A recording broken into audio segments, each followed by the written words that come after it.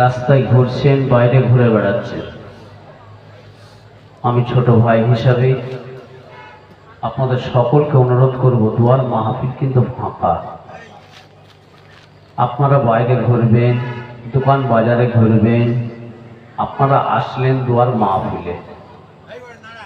যদি বাইরে ঘুরে ফেলেন, দোকান বাজারে বসে থাকেন, গল্প গুজব করে কাটিয়ে দিয়ে চলে যান, গুনার ভাগিদার হয়ে কিন্তু বাড়ি যাচ্ছেন। ভাই, আপনাদেরকে জোড়হাত করে বলছি, এসেছেন দুয়ার মাহফিলে, একটু এসে বসবেন না? তাহলে বসবেন কোথায়? ফিতনাবাজি জায়গায় বসবেন, চায়ের দোকানে বসবেন, দোকান বাজারে গল্প গুজব করবেন? ও তো ইবলিশের মরিচ ছাড়া আছে। গুনার পাহাড় নিয়ে ঘরে যাবেন। আল্লাহ কোরআন বলছে এই জায়গাটা মাহফিলটার ইজ্জত করতে, সম্মান করতে, তাজিম করতে। আমরা আল্লাহর বান্দা হয়ে নাফরমানি করছি। তাহলে এর জন্য গুনার ভাগীদার আপনি। যারা বাইরে ঘুরে বেড়াবেন, বসবেন না, আসবেন না, তাহলে এর জন্য ভাগীদার। গুনার পাহাড় দিয়ে ঘরে যেতে হবে। ভাই, কিছু করার নেই। আল্লাহ কোরআন বলছে আমি যদি মুসলমান দাবি করি, তাহলে দুয়ার মাহফিলে এসে বসতে হবে। আর যদি বলেন তাওয়ারুক খাওয়ার সময় এসে হাজির হব, তাহলে রাস্তাঘাটেও ঘুরে বেড়াবেন না, আপনি বাড়ি চলে যান। খাওয়া দাওয়া করে এখন বিশ্রাম করেন, হুজুর যখন আসবে তখন আপনারা এসে দুয়ার মাহফিলে হাজির হবেন। যখন ইয়ানবী করবে, তাবারুক দিবার সময় হবে, তখন দুয়ার মাহফিলে এসে হাজির হবেন। আমি প্রায় 7-8 বছর আগে একবার এসেছিলাম, যে হাল দেখেছি সেই মজলিসের হাল এই বছর ওই 2025-এ এসেও সেই একই অবস্থা দেখছি। তাহলে আমরা পরিবর্তন কোন জায়গায় হচ্ছে বলেন? ওয়াজিব হচ্ছে আর তাবারুক খাওয়াই হচ্ছে, এছাড়া কাজের কাজ কিছু হয় না। যাক, মনে ব্যথা নেবেন না, ভালোর জন্য বললাম, নিজে বাঁচার জন্য বলেছি। আর আজকে আপনাদের এখানে আসার কথা ছিল, আমারও নয়, আমারও কপালে লেখা ছিল। আর আজকে এখানে আসার কথা ছিল পীর আল্লামা ইউনুস সিদ্দিক হুজুর পীর কেবলা মাওয়াজানের আসার কথা ছিল।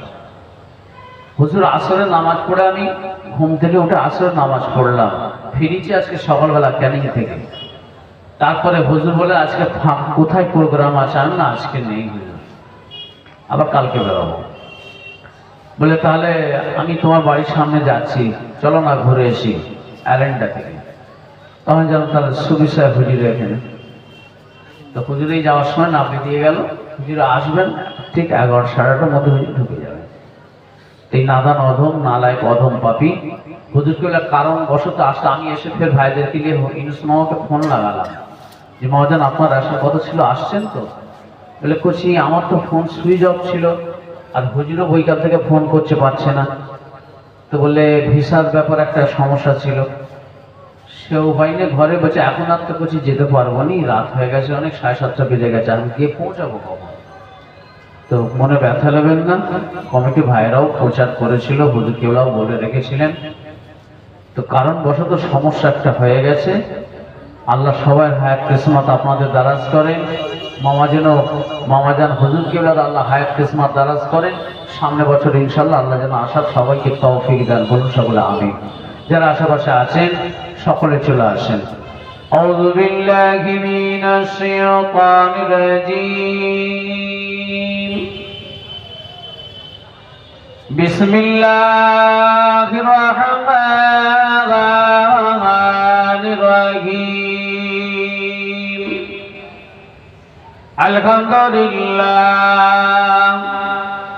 আলহামদুলিল্লাহ নাহমাদুহু ওয়া নাস্তাঈনুহু ওয়া নাস্তাগফিরুহু ওয়া নু'মিনু বিহি ওয়া নাতাওয়াক্কালু আলাইহি ওয়া নাউযু বিল্লাহি মিন শুরুরি আনফুসিনা ওয়া মিন সাইয়্যাতি আমালিনা। من يهده الله فلا مضل له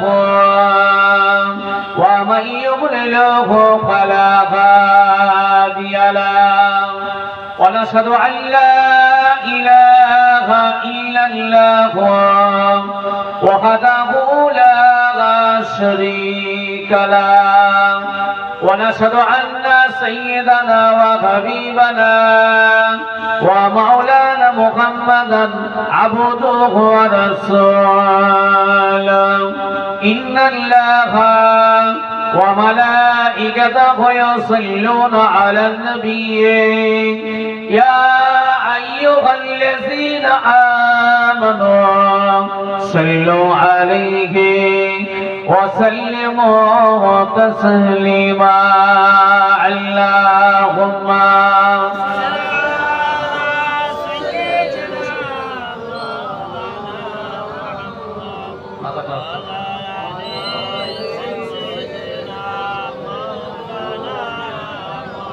वृक्ष से बुरका का जरा पर्दा उठा दो लीला के मुझे हुस्न खुदा देखा दो मैं दुर्गो मुझबोर हो सैयदे आलम दीदार दिखाया तूने आवाज सुना दो अल्लाहुम्मा सल्ली अला सय्यदिना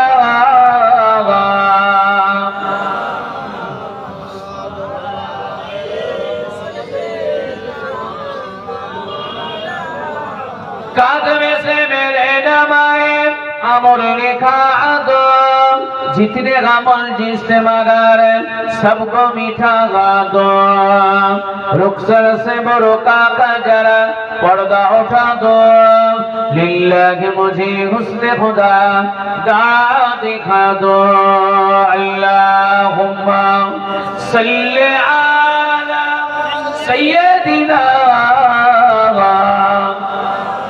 মাইকলা ভাই একবার আসবে মাইকলা ভাই যেখানে থাকেন একবার আসবে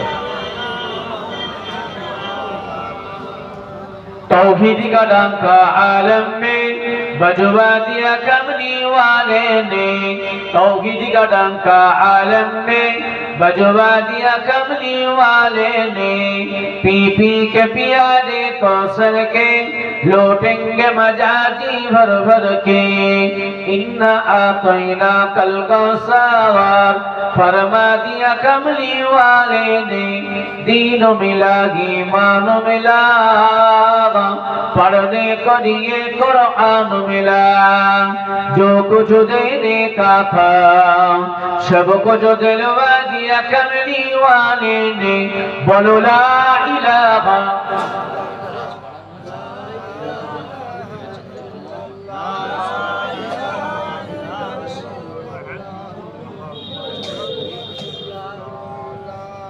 وقال الله تعالى في كلام المجيد والفرقان الحميد كل نفس ذائقة الموت قال رسول الله صلى الله عليه وسلم دعوة المجنون دعوة المسافر ودعوة الوالد على ولده وقال الله تعالى في كلام المجيد والفرقان الحميد يا أيها الذين آمنوا لا ترفعوا أصواتكم فوق صوت النبي قال رسول الله صلى الله عليه وسلم يتقرب الزمان ويقبض العلم وتظهر الفتن ويلقى الشغل ويكسر الحد قالوا وما قال القتل प्यारे खाजी मजलिस खास করে আজকে জলসা আমন্ত্রিত সম্মানীয় ফুরফুরা দরবার শরীফ থেকে আওলাদে মুজাদ্দিদে জামান জনাব পীর শাহ হুজুর কিবলা মাদাদুল্লাহ আলী তশরিফ আনবেন। আমারই পূর্বে 24 পরগনা থেকে হুজুরেরই সঙ্গী হুজুরেরই সাথী জনাব মাওলানা মোহাম্মদ শফিউদ্দিন সাহেব এতক্ষণ ওয়াজ নসিহত করলেন। তিনার পূর্বে বহুদিনের আমাদের সাথী বহুদিনের পুরনো সঙ্গী জনাব মাওলানা মোহাম্মদ রেজাউল ভাই এতক্ষণ ওয়াজ নসিহত করেছেন আপনাদের কাছে। বহুদিনের আমাদের পুরনো সম্পর্ক। আল্লাহ পাক রব্বুল আলামিনের দরবারে দোয়া চাই, আজকের এই দোয়ার মাহফিল, আজকের এই দোয়ার মজলিস, আজকে এই দোয়ার মাহফিল যা কিছু আয়োজন, অর্থ পয়সা টাকা মেহনত শ্রম যা কিছু আল্লাহ করিয়েছেন, এই মাহফিলকে উদ্দেশ্য করে আল্লাহ পাক যেন কবুল করে নেন। বলুন আল্লাহুম্মা আমিন। আর একটু জোরে বলেন আল্লাহুম্মা আমিন। আল্লাহ তারিফ, আল্লাহর প্রশংসা, এই রিয়াজুল জান্নাতের বাগানে আসা বসা শোনা আমার আল্লাহ পাক তৌফিক এনায়েত করেছেন, তার জন্য আরো শুকরিয়া আদায় করি। জোরে বলুন আলহামদুলিল্লাহ। এসেছেন বসেছেন কোথায় সবাই জানি। এই জায়গাটা হলো রিয়াজুল জান্নাতের বাগান, এই জায়গাটা হলো দুয়ার মাহফিল, এই জায়গাটা হলো বেহেশতের বাগান। প্রত্যেক আলেম উলামাই বলে, প্রত্যেক আলেম উলামাই ডাকে যে বেহেশতের বাগানে আসেন, একটু বসেন, আপনারা ঘোরাঘুরি করবেন না। কে কার কথা শোনে? কেন ডাকা হয়, কেন বলা হয়? আর কবে জানবো, আর কবে শিখবো? কবে শিখবেন? খালি ভাই গরুর গোশত খেলে চর্বিওয়ালা হবে না, মুরগির রান খেলে হবে না, ভালো বড় মাছ খেলে হবে না, চিংড়া মাছ খেয়ে জীবন কাটালে হবে না। নিজের মনকে প্রশ্ন করুন। ওয়াজ শুনে শুনে 70 বছর বয়স হয়েছে আমাদের, 60 বছর বয়স হয়েছে, 50 বছর হয়েছে, 30 বছর হয়েছে। নিজের মনকে প্রশ্ন করেন কতটুকু আল্লাহ আল্লাহর রসুলের পথে আপনি আগিয়েছেন। আপনার কাজে কর্মে পরিচয়, বৃক্ষ তোমার নাম কি ফলে পরিচয়। জি হ্যাঁ, আগিয়েছি আমরা। মিথ্যা কথা আমাদের বেড়েছে, অন্যায় বেড়েছে, চিটিংবাজি বেড়েছে, ধাপ্পাবাজি বেড়েছে, সুদ বেড়েছে, বাড়ি বাড়ি লোন বেড়েছে, মহিলা সমিতি বেড়েছে, বিভিন্ন রকমের বন্ধন বেড়েছে। নিজের মনকে প্রশ্ন করুন, আমি 5 ওয়াক্ত নামাজ পড়ছি, আমি হালাল খাচ্ছি কিনা? আমি 5 ওয়াক্ত নামাজ পড়ছি, প্রতিবেশী আমার দ্বারাই কষ্ট পাচ্ছে কিনা? আমি 5 ওয়াক্ত নামাজ পড়ছি, কখন নাচ মেরে খাচ্ছি কিনা? আমি 5 ওয়াক্ত নামাজ পড়ছি, পাড়া প্রতিবেশী আমার দ্বারাই কষ্ট অনুভব করছে কিনা? তাহলে আমি মুসলমান নই। রাসূল পাক বললেন, একটা মুসলমান ওই ব্যক্তি যার হাতের দ্বারাই, মুখের দ্বারাই, পায়ের দ্বারাই অপর মুসলমান কষ্ট পাবে না, সেই হবে মুসলমান। রাসূল পাক তারপরে আবার বলছেন, লিল মুসলিমি আলাল মুসলিমি সিত্তুন বিল মারুফ। একটা মুসলমান যদি প্রকৃত দাবি করে, তাকে 6টা হক আদায় করতে হবে, তবেই সে মুসলমান। এখন চেহারায় আমার মুসলমানের পরিচয় পাওয়া যাবে না, পোশাকে আমার পরিচয় পাওয়া যাবে না, আমি গায়ের কমটা মুসলমান। রাগ করবেন না, আমার ওয়াজ খুব কড়া। পাশেই শুয়ে আছেন, অন্যায় সমর্থনকারী মানুষ লাইনে ছিলেন না, পাশেই শুয়ে আছেন সুবিশা হুজুর পীর কেবলা রাহমাতুল্লাহ আলাইহি। ইনশাআল্লাহ হক কথা বললে তিনার রুহানি দোয়া পাবো। রুহানি দোয়া নেওয়ার জন্য এসেছি, বদদোয়া নিয়ে যাওয়ার জন্য বাড়িতে আসেনি। তিনারা হকের পথে জীবন পরিচালিত করেছেন, হক কথা বলেছেন, সত্য কথা বলেছেন, সত্য পথে চলেছেন, সিরাতুল মুস্তাকিমের পথে চলেছেন, পথ দেখিয়েছেন। আপনার আমার কপাল ভালো। জি হ্যাঁ, এইসব আল্লাহর মাহবুব বান্দারা পাশে মহল্লায় শুয়ে আছে বলে বেঁচে যাচ্ছি, না হলে কবে ভূমিকম্প দিয়ে লড়িয়ে ঢুকিয়ে দিত 14 মাটির নিচে। আইলা সুনামি দিয়ে কবে ঢুকিয়ে দিত। খালি আমরা মহল্লা বাঁচছি কিসের কারণে? মহল্লায় আমার নামাজি মানুষরা আছে, মহল্লায় তরিকাপন্থী মানুষ আছে, ওজিফা কান্নারা মানুষ আছে, আল্লাহর মাহবুব বান্দারা শুয়ে আছে, এই কারণে আমরা বাঁচছি। জি হ্যাঁ, আমার কথাটা একটু ভাববেন ঠান্ডা মাথায়, আমি গভীরে কথা বলছি। না হলে এমনি আল্লাহ পাক এমনি পাঠাইনেও জানেন কি আমাদের ওষুধ বাটবার জন্য শিল এখন উঠে গেছে, মিক্সচার মেশিনে বাটা হচ্ছে, দেখছেন না মশলা। মায়েরা শিল নোড়া বেটে বেটে না, ও তরকারির স্বাদ আলাদা ছিল, মায়েদের কষ্ট হতো। এখন আমাদের বউয়েরা কষ্ট অত করা যাবে না। ও আমার বাড়ি বলেন সবার বাড়িতেই আছে, আমার বাড়িতেও আছে, এখন সব সুইট মারো আর ঘুরাও। ও তরকারির স্বাদ কোথা থেকে আসবে? ধত্তপ্ত মার পেরেক চলছে, কথা বলেন না, ওতে সব ভেজালই চলছে এখন। তো ভেজাল যেমন খাচ্ছি, আমাদের শরীরটাও ভেজালের বিভিন্ন রোগ ঢুকছে, আর আমরাও ভেজালের বেশি পরিণত হয়ে গেছি। ভাই, ভেজাল থেকে যত এড়িয়ে থাকবেন। আজ ভেজালে পরিণত হয়েছি বলি আল্লাহ মাথায় বসিয়ে দিয়েছে।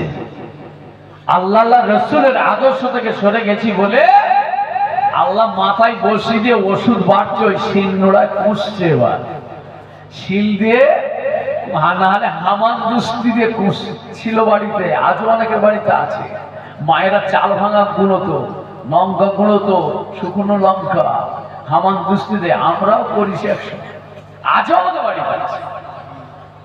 আল্লাহ নবী দো জানে বাদশাহ হাবিবুল্লাহ কে জনাবে মুহাম্মদ রাসূলুল্লাহ সাল্লাল্লাহু আলাইহি সাল্লাম ও ভাইয়ারা মদিনা মসজিদে নববী শরীফে বসে বলেছিলেন, আমার সাহাবাগণেরা, ও আমার সাহাবীগণেরা, আমি রাসূলুল্লাহ তোমাদের কাছে দুটো আমানত দিয়ে গেলাম, কিতাবুল্লাহ ওয়া সুন্নাত রাসূলিহি, 30 পারা কোরআন শরীফ, আমি রাসূলুল্লাহ সুন্নাত হাদিস শরীফ, এই দুটো আমানতকে তোমরা মজবুত করে ধরবে।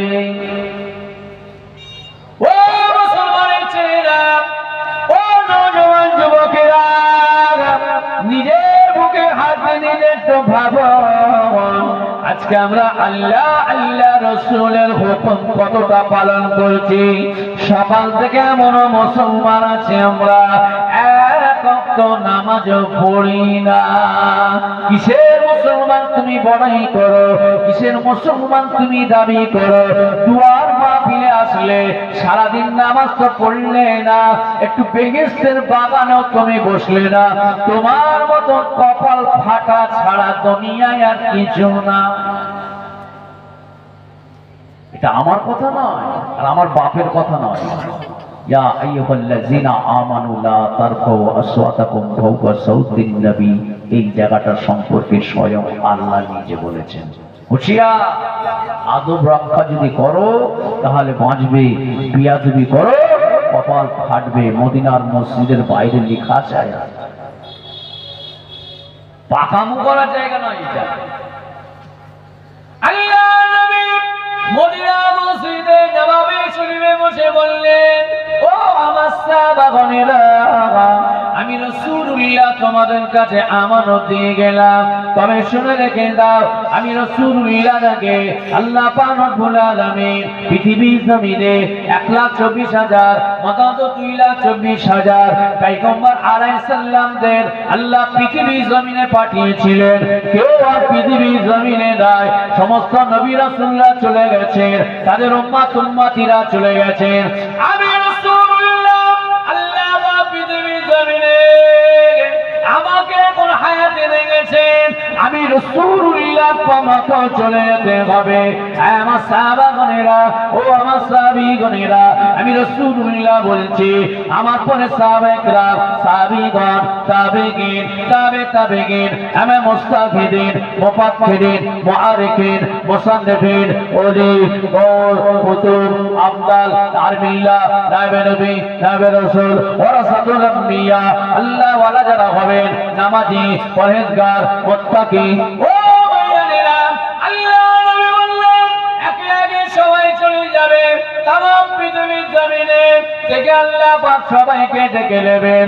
আমার সাহাবাগণেরা, ও আমার সাহাবীগণেরা, আমি রাসূলুল্লাহ বলছি, তবে যাবার আগে আল্লাহ পাক পৃথিবীর জমিনে এমনি পাঠাই না, মস্তানি করার জন্য পাঠাই না, গুন্ডাবাজি করার জন্য পাঠাই না, হারাম খাওয়ার জন্য পাঠাই না, মানুষের সঙ্গে খারাপ ব্যবহার করার জন্য পাঠাই না, মাকে খাওয়াবার জন্য পাঠাই না, বাপকে খাওয়াবার জন্য পাঠাই না, বড়দের সম্মান অসম্মান করার জন্য পাঠাই না, বাচ্চাদেরকে কষ্ট দেওয়ার জন্য পাঠাই না।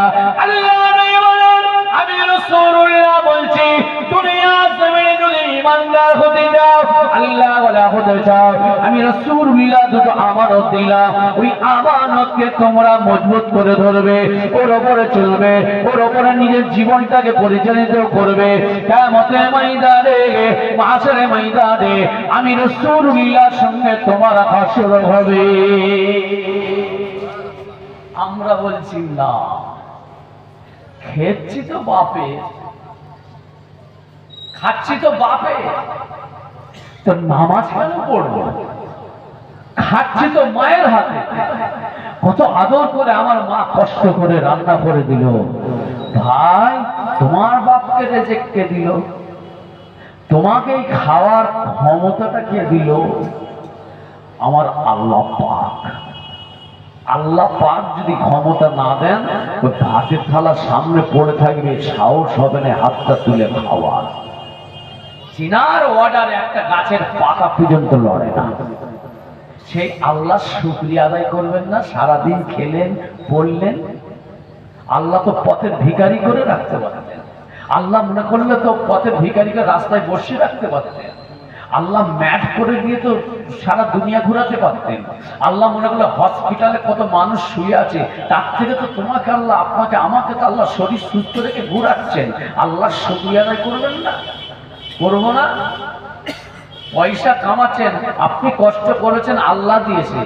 আল্লাহ ছাড়া আপনাকে কে দিয়েছে? মায়ের পেট থেকে গাছ থেকে পড়ে ধুম করে আমরা হয়ে গেলাম না।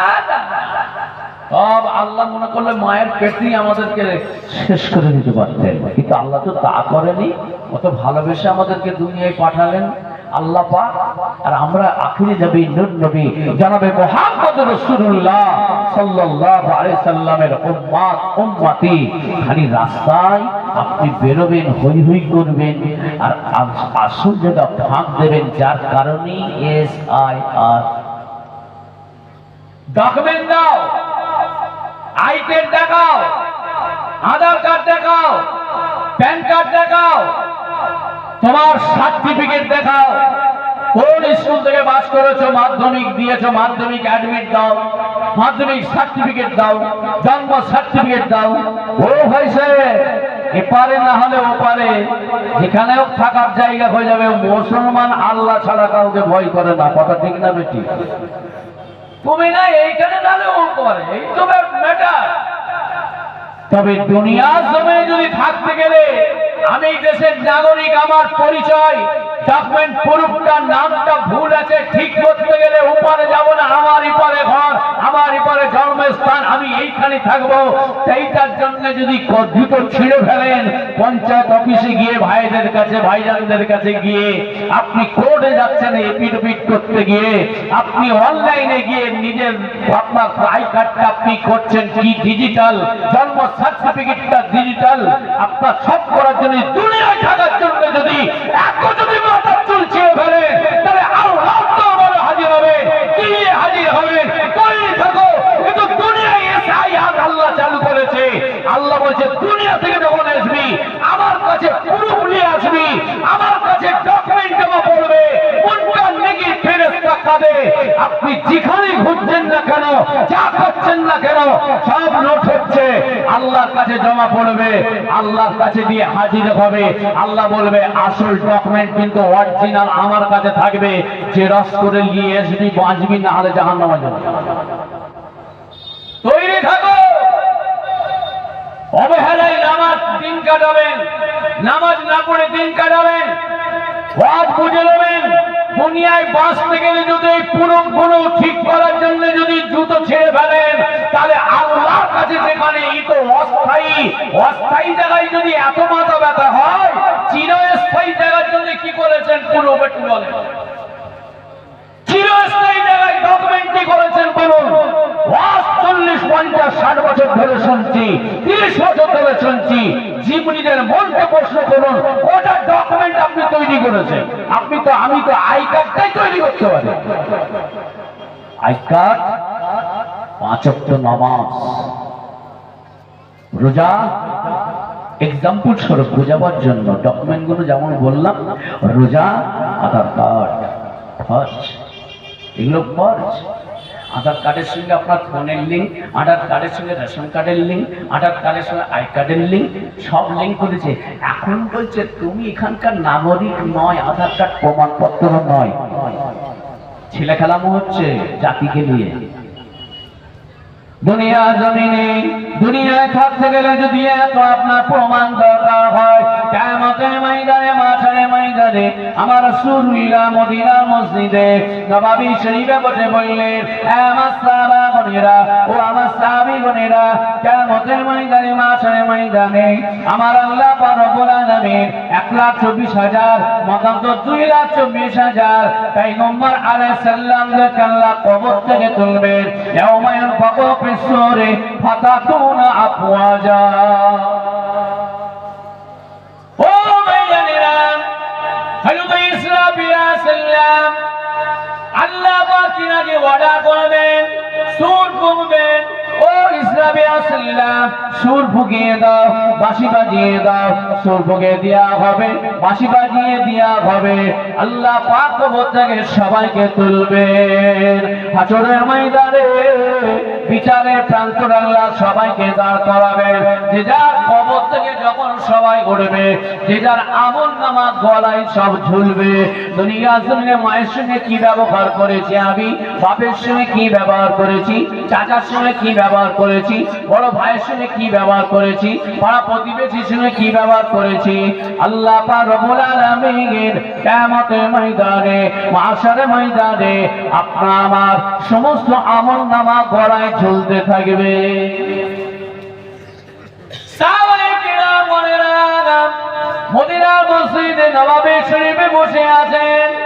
আল্লাহ নবী সাহাবাদের বললেন, ও আমার সাহাবাগণেরা, আমি রাসূলুল্লাহ বলছি, অন্যান্য নবী আলাইহিস সালামদের থেকে আমার আল্লাহ পাক রব্বুল আলামিন কিয়ামতের ময়দানে মাহশারের ময়দানে অন্যান্য নবী রাসূলদের থেকে আমি রাসূলুল্লাহকে আমার আল্লাহ সবচেয়ে বেশি ইজ্জত দান করবেন। জোরে বলুন সুবহানাল্লাহ। ঘুম হচ্ছে না? আর একটু সাউন্ড বাড়িয়ে দিলে তাহলে ঘুম ছেড়ে যাবে। দেখি নারা তাকবীর। যারা চল একটু ঘুম এসছে দেখেন, ঘুম ভাঙেনি, যা আওয়াজ দিলেন নারা তাকবীর। নারা তাকবীর। জোরে আল্লাহুম্মা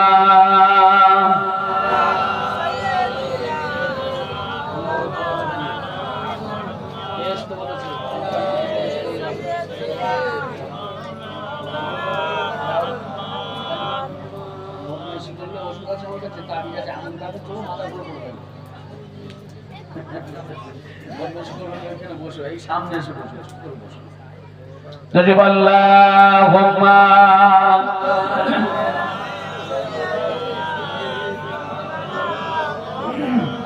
ওয়া আলা আলি সাইয়্যিদিনা।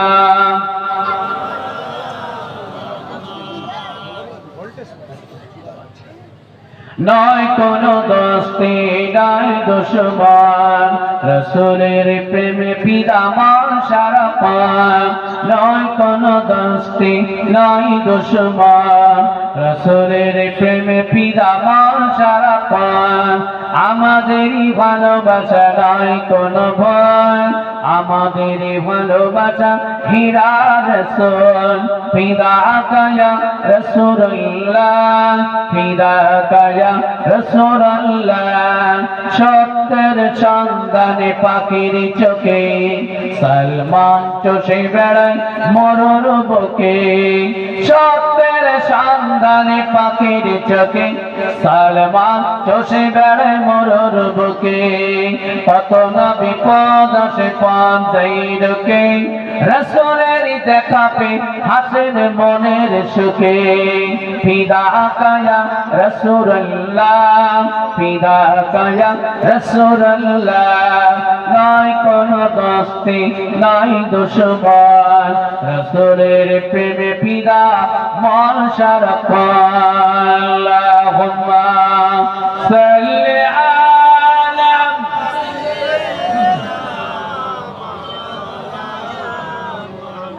ওয়া আলা আলিহি।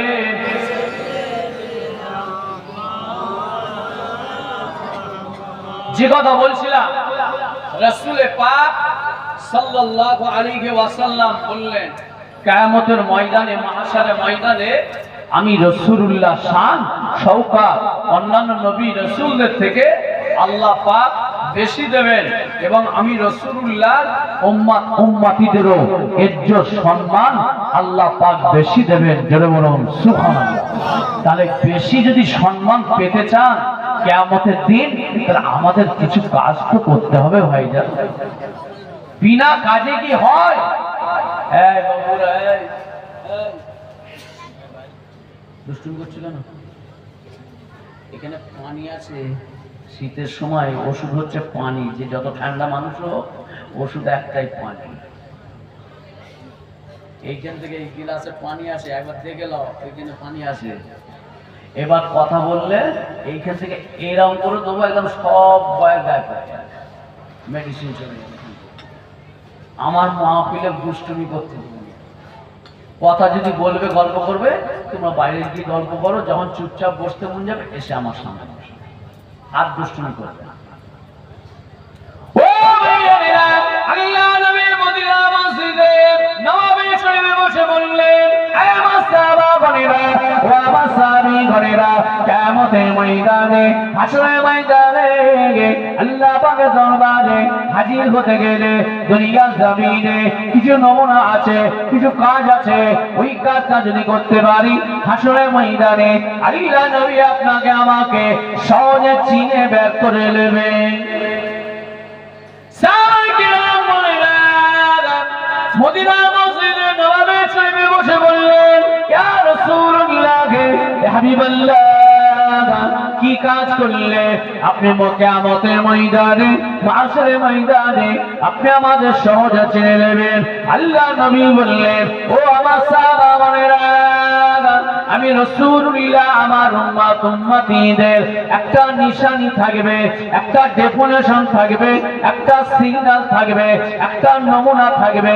একটা তাদের ওই নমুনা দেখে আমি রাসূলুল্লাহ একটা একটা করে বেছে বেছে বের করে নেব। সাহাবায়ে বলেছিলেন, ইয়া রাসূলুল্লাহ, হে হাবিবাল্লাহ, হুজুর কি নিশানি, কি কাজ করতে হবে?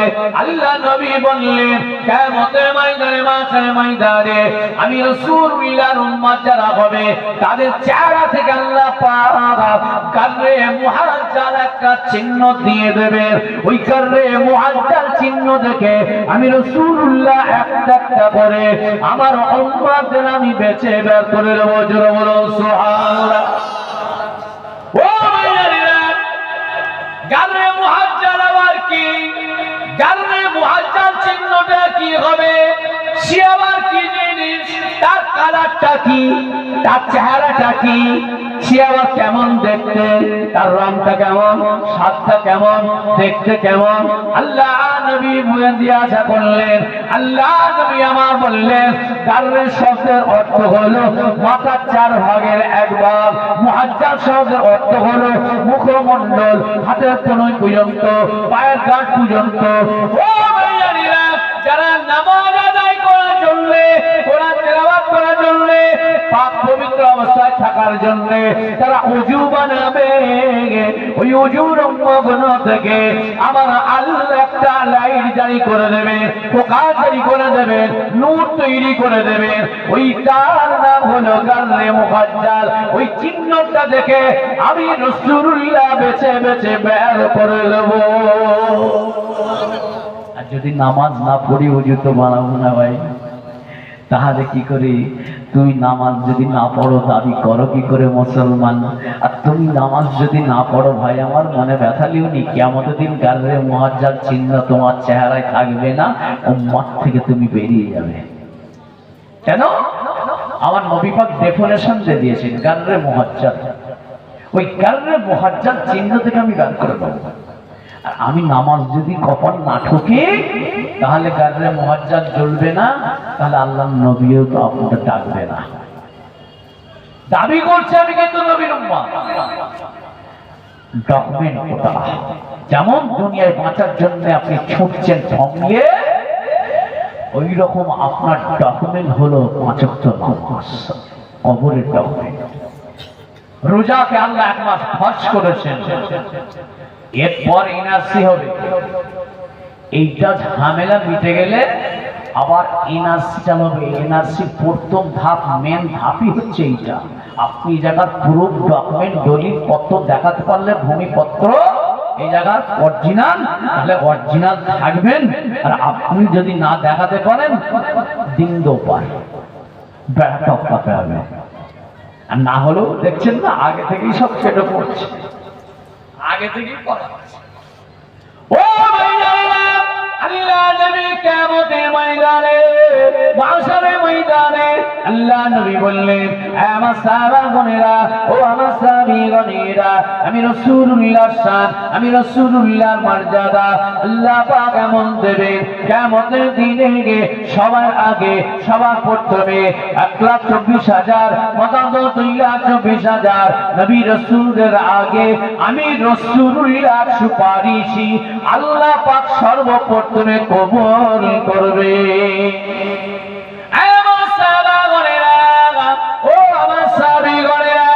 সবার আগে, সবার প্রথমে আমি রাসূলুল্লাহকে আল্লাহ পাক সবচেয়ে উঁচু স্থান দেবেন।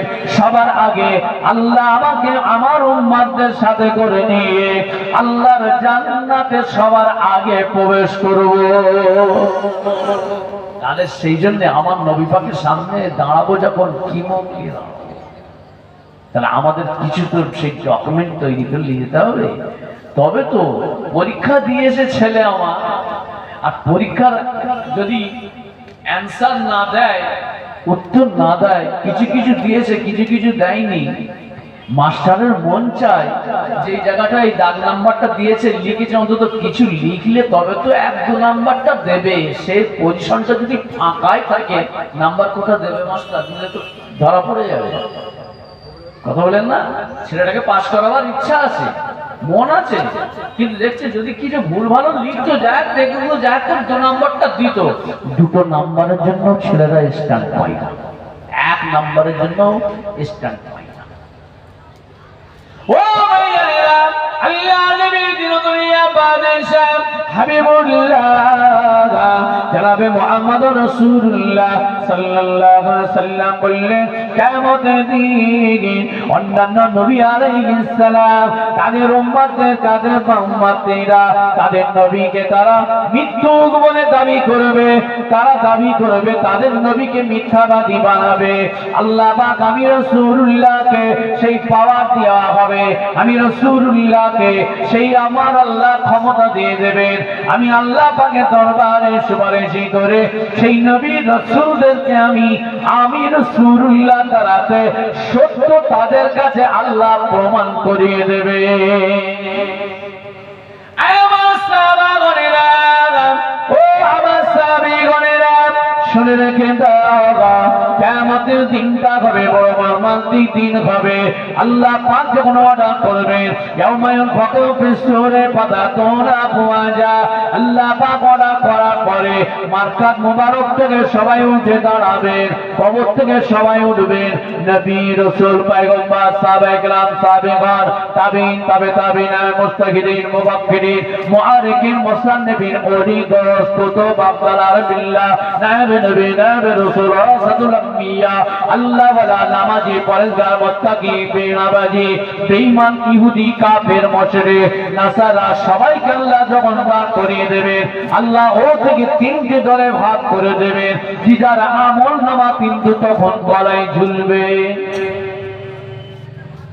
অরিজিনাল ডকুমেন্ট আমার আল্লাহ পাকের হাতে থাকবে, আর গলায় যেটা থাকবে আল্লাহ বলবেন ওটা তোমার হাতে নাও, মিলাও। এরেন্ডা জলসায় সুবিশা হুজুরের দরবারের পাশে দোয়ার মাহফিলে বসেছি না রাস্তায় ঘুরেছি, ফুচকা বাদাম খেয়েছি আর জিলিপি খেয়েছি, ঘরে গেছি না দোয়ার মাহফিলে বসেছি, লেখা থাকবে পুরো গলায় ঝুলবে। আল্লাহ বলবে মিলাও, আমার হাতে অরিজিনাল আছে, মিলাও। আমার ফেরেশতারা সত্য লিখেছে না মিথ্যা লিখেছে, আর তোমার হাতে ওটা সত্য না মিথ্যা সব লেখা আছে, মিলাও তো। ওই দিন ফাঁস হবে। আল্লাহ নবী হাবিবুল্লাহ জনাবে মুহাম্মদ রাসূলুল্লাহ সাল্লাল্লাহু আলাইহি ওয়াসাল্লাম। ও ভাইজানেরা, মদিনার মসজিদে নববী শরীফে তাই বললেন, আয় আমার সাহাবাগণেরা, ও আমার সাহাবীগণেরা, আমি রাসূলুল্লাহ তোমাদেরকে বলছি, দুনিয়া জমিনে তোমাদের জীবনটা বানিয়ে নাও। ওমা খলাকতুল জিন্না ওয়াল ইনসা ইল্লা লিয়াবুদুন। ইবাদত বান্দেগি ছাড়া অন্য কোনো উদ্দেশ্যে আমি আল্লাহ তোমাদের পাঠাই না। কিন্তু আমাদের ইবাদত কমে যাচ্ছে, বদকার কাজ বেড়ে যাচ্ছে। ঘরে ৩০ পারা কোরআন শরীফ আপনার আমার ঘরেও বিশ্বাস দিতে লেগেছে।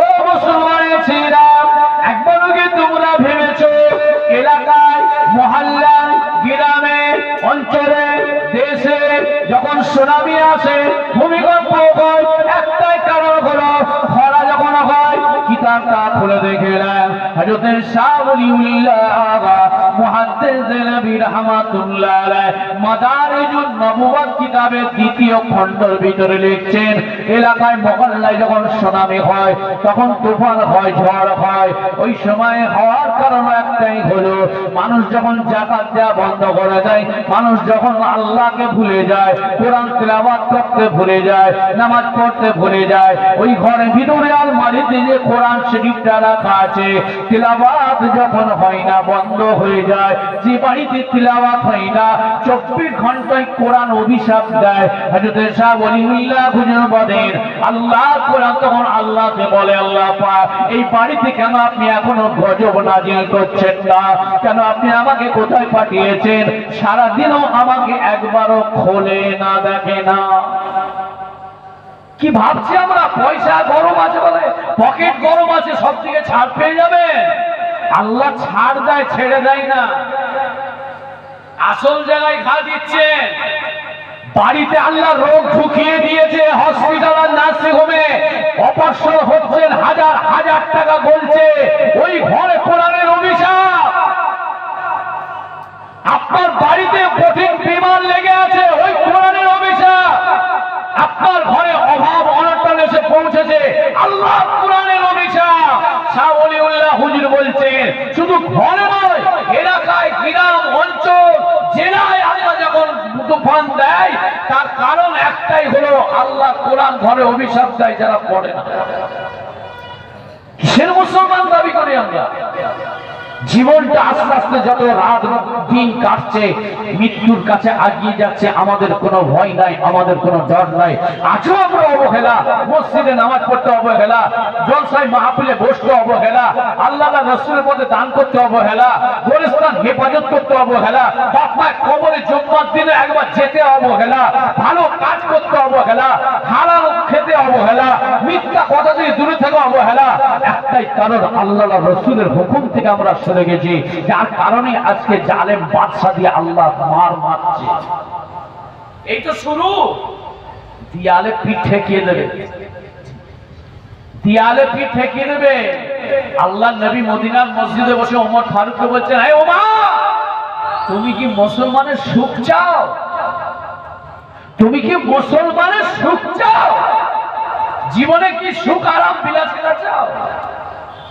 আসমানে যখন পানি হয়, হওয়ার পরে পানি যখন থেমে যায়, ওমর, পাহাড় থেকে ঝর্ণার পানি ওই বয়ে বয়ে বয়ে বয়ে বন্ধ হওয়ার পরে পানি লাস্টে যখন কিছুক্ষণ পর দেখো গিয়ে টপ টপ করে ঝিরঝির ঝিরঝির করে পানি বয়ে বয়ে এসে গড়িয়ে পড়ছে, ওমর, ওই রকম ইমানদার মুসলমানদের কষ্ট হবে ওর তার থেকেও বেশি।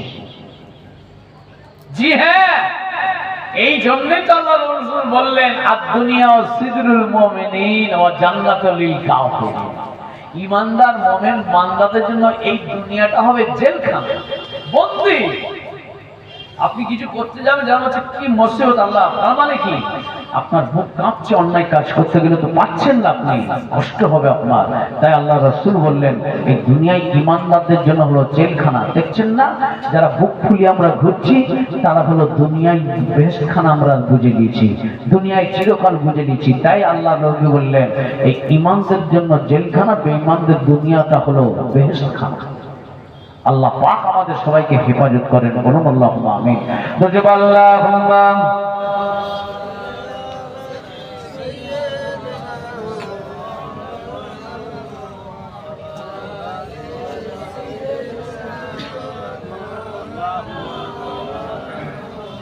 আচ্ছা বলেন ভাইজান একটু টক করে, বাড়িতে আমার মা বোনেরা দেখবেন ঘরের ভিতরে সব আলমারিতে সামনে শোকেসে বা দেয়াল আলমারিতে কি সাজিয়ে রাখে? তাকে বলেন সংসারে ব্যবহার করা জিনিসপত্র, কাপ, পিরিচ, বাসন। সোনা কোথা থাকে? সোনা, রূপো, চাঁদি কোথা থাকে? সন্দুকে লক করা, বাক্স আলমারিতে লক করা। আর সামনে থাকে সংসারে ব্যবহার করা জিনিসগুলো, ওটা হচ্ছে দুনিয়া। শাহ ওলিউল্লাহ হুজুর, এটা আমার এক্সাম্পল নয়, এটা শাহ ওলিউল্লাহ হুজুরের এক্সাম্পল। বলছে মানুষ সোনা দানাকে সন্দুকের ভিতরে লক করে রাখে। কেন? ওটা খুব দামি জিনিস। অ্যাটাক হতে পারে ওর উপরে, শত্রু আসতে পারে, দুশ্মন আসতে পারে। আপনার আমলটা থাকবে গোপন।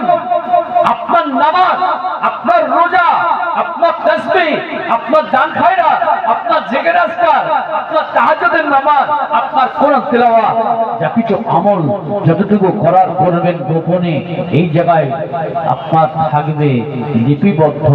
30 পারা কোরআন শরীফ হাফেজদেরকে আল্লাহ পাক সিনার ভিতরে গেঁথে রাখে। আচ্ছা, পৃথিবীর এমন কোন ইলেকট্রনিক যন্ত্র ডাক্তাররা, মেশিনরা, ইঞ্জিনিয়াররা আজ পর্যন্ত বের করতে পারে না কেন? আল্ট্রাসাউন্ড করলে পেটে কি আছে ধরছে, ফিজিওথেরাপি করলে ধরছে বুকের ভিতরে কি আছে, এমআরআই করে ধরছে। তাহলে ডাক্তাররা ধরুক, এমন ইঞ্জিনিয়ার পৃথিবীর জমিনে এখনো বার হয়নি। 30 পারা কোরআন শরীফটা আমার আল্লাহ পাক হাফেজদের সিনার ভিতরে কোন জায়গায় আল্লাহ রেখে দিয়েছেন গেতে, আল্ট্রাসাউন্ড করে, ইসিজি করে, এমআরআই করে, ডাক্তার বাপের বাপের বাপের বাপ থেকে একবার ধরুক আল্লাহ পাক কোন জায়গায় রেখেছেন এই বুকটার ভিতরে 30 পারা কোরআন শরীফটা একবার রিপোর্টে দেখা তো দেখি। পারবে? পারবে না। এই ঘরে আলমারিতে যেমন সাজানো আছে, ও শোভ হিসাবে ও রিপোর্ট করতে করতে রোগী আলমারা হয়ে যাবে। এখন তো সব খাবার ফল, বড় বড় হসপিটাল, নার্সিংহোম, ডাক্তারের কাছে একটা যাবেন, সব খাবার আঁটল কল খুলে রেখেছে। ডাক্তার ওই ব্যক্তি যার চেহারা দেখলে বলে দেবে কি রোগ হয়েছে, ওই হচ্ছে ডাক্তার।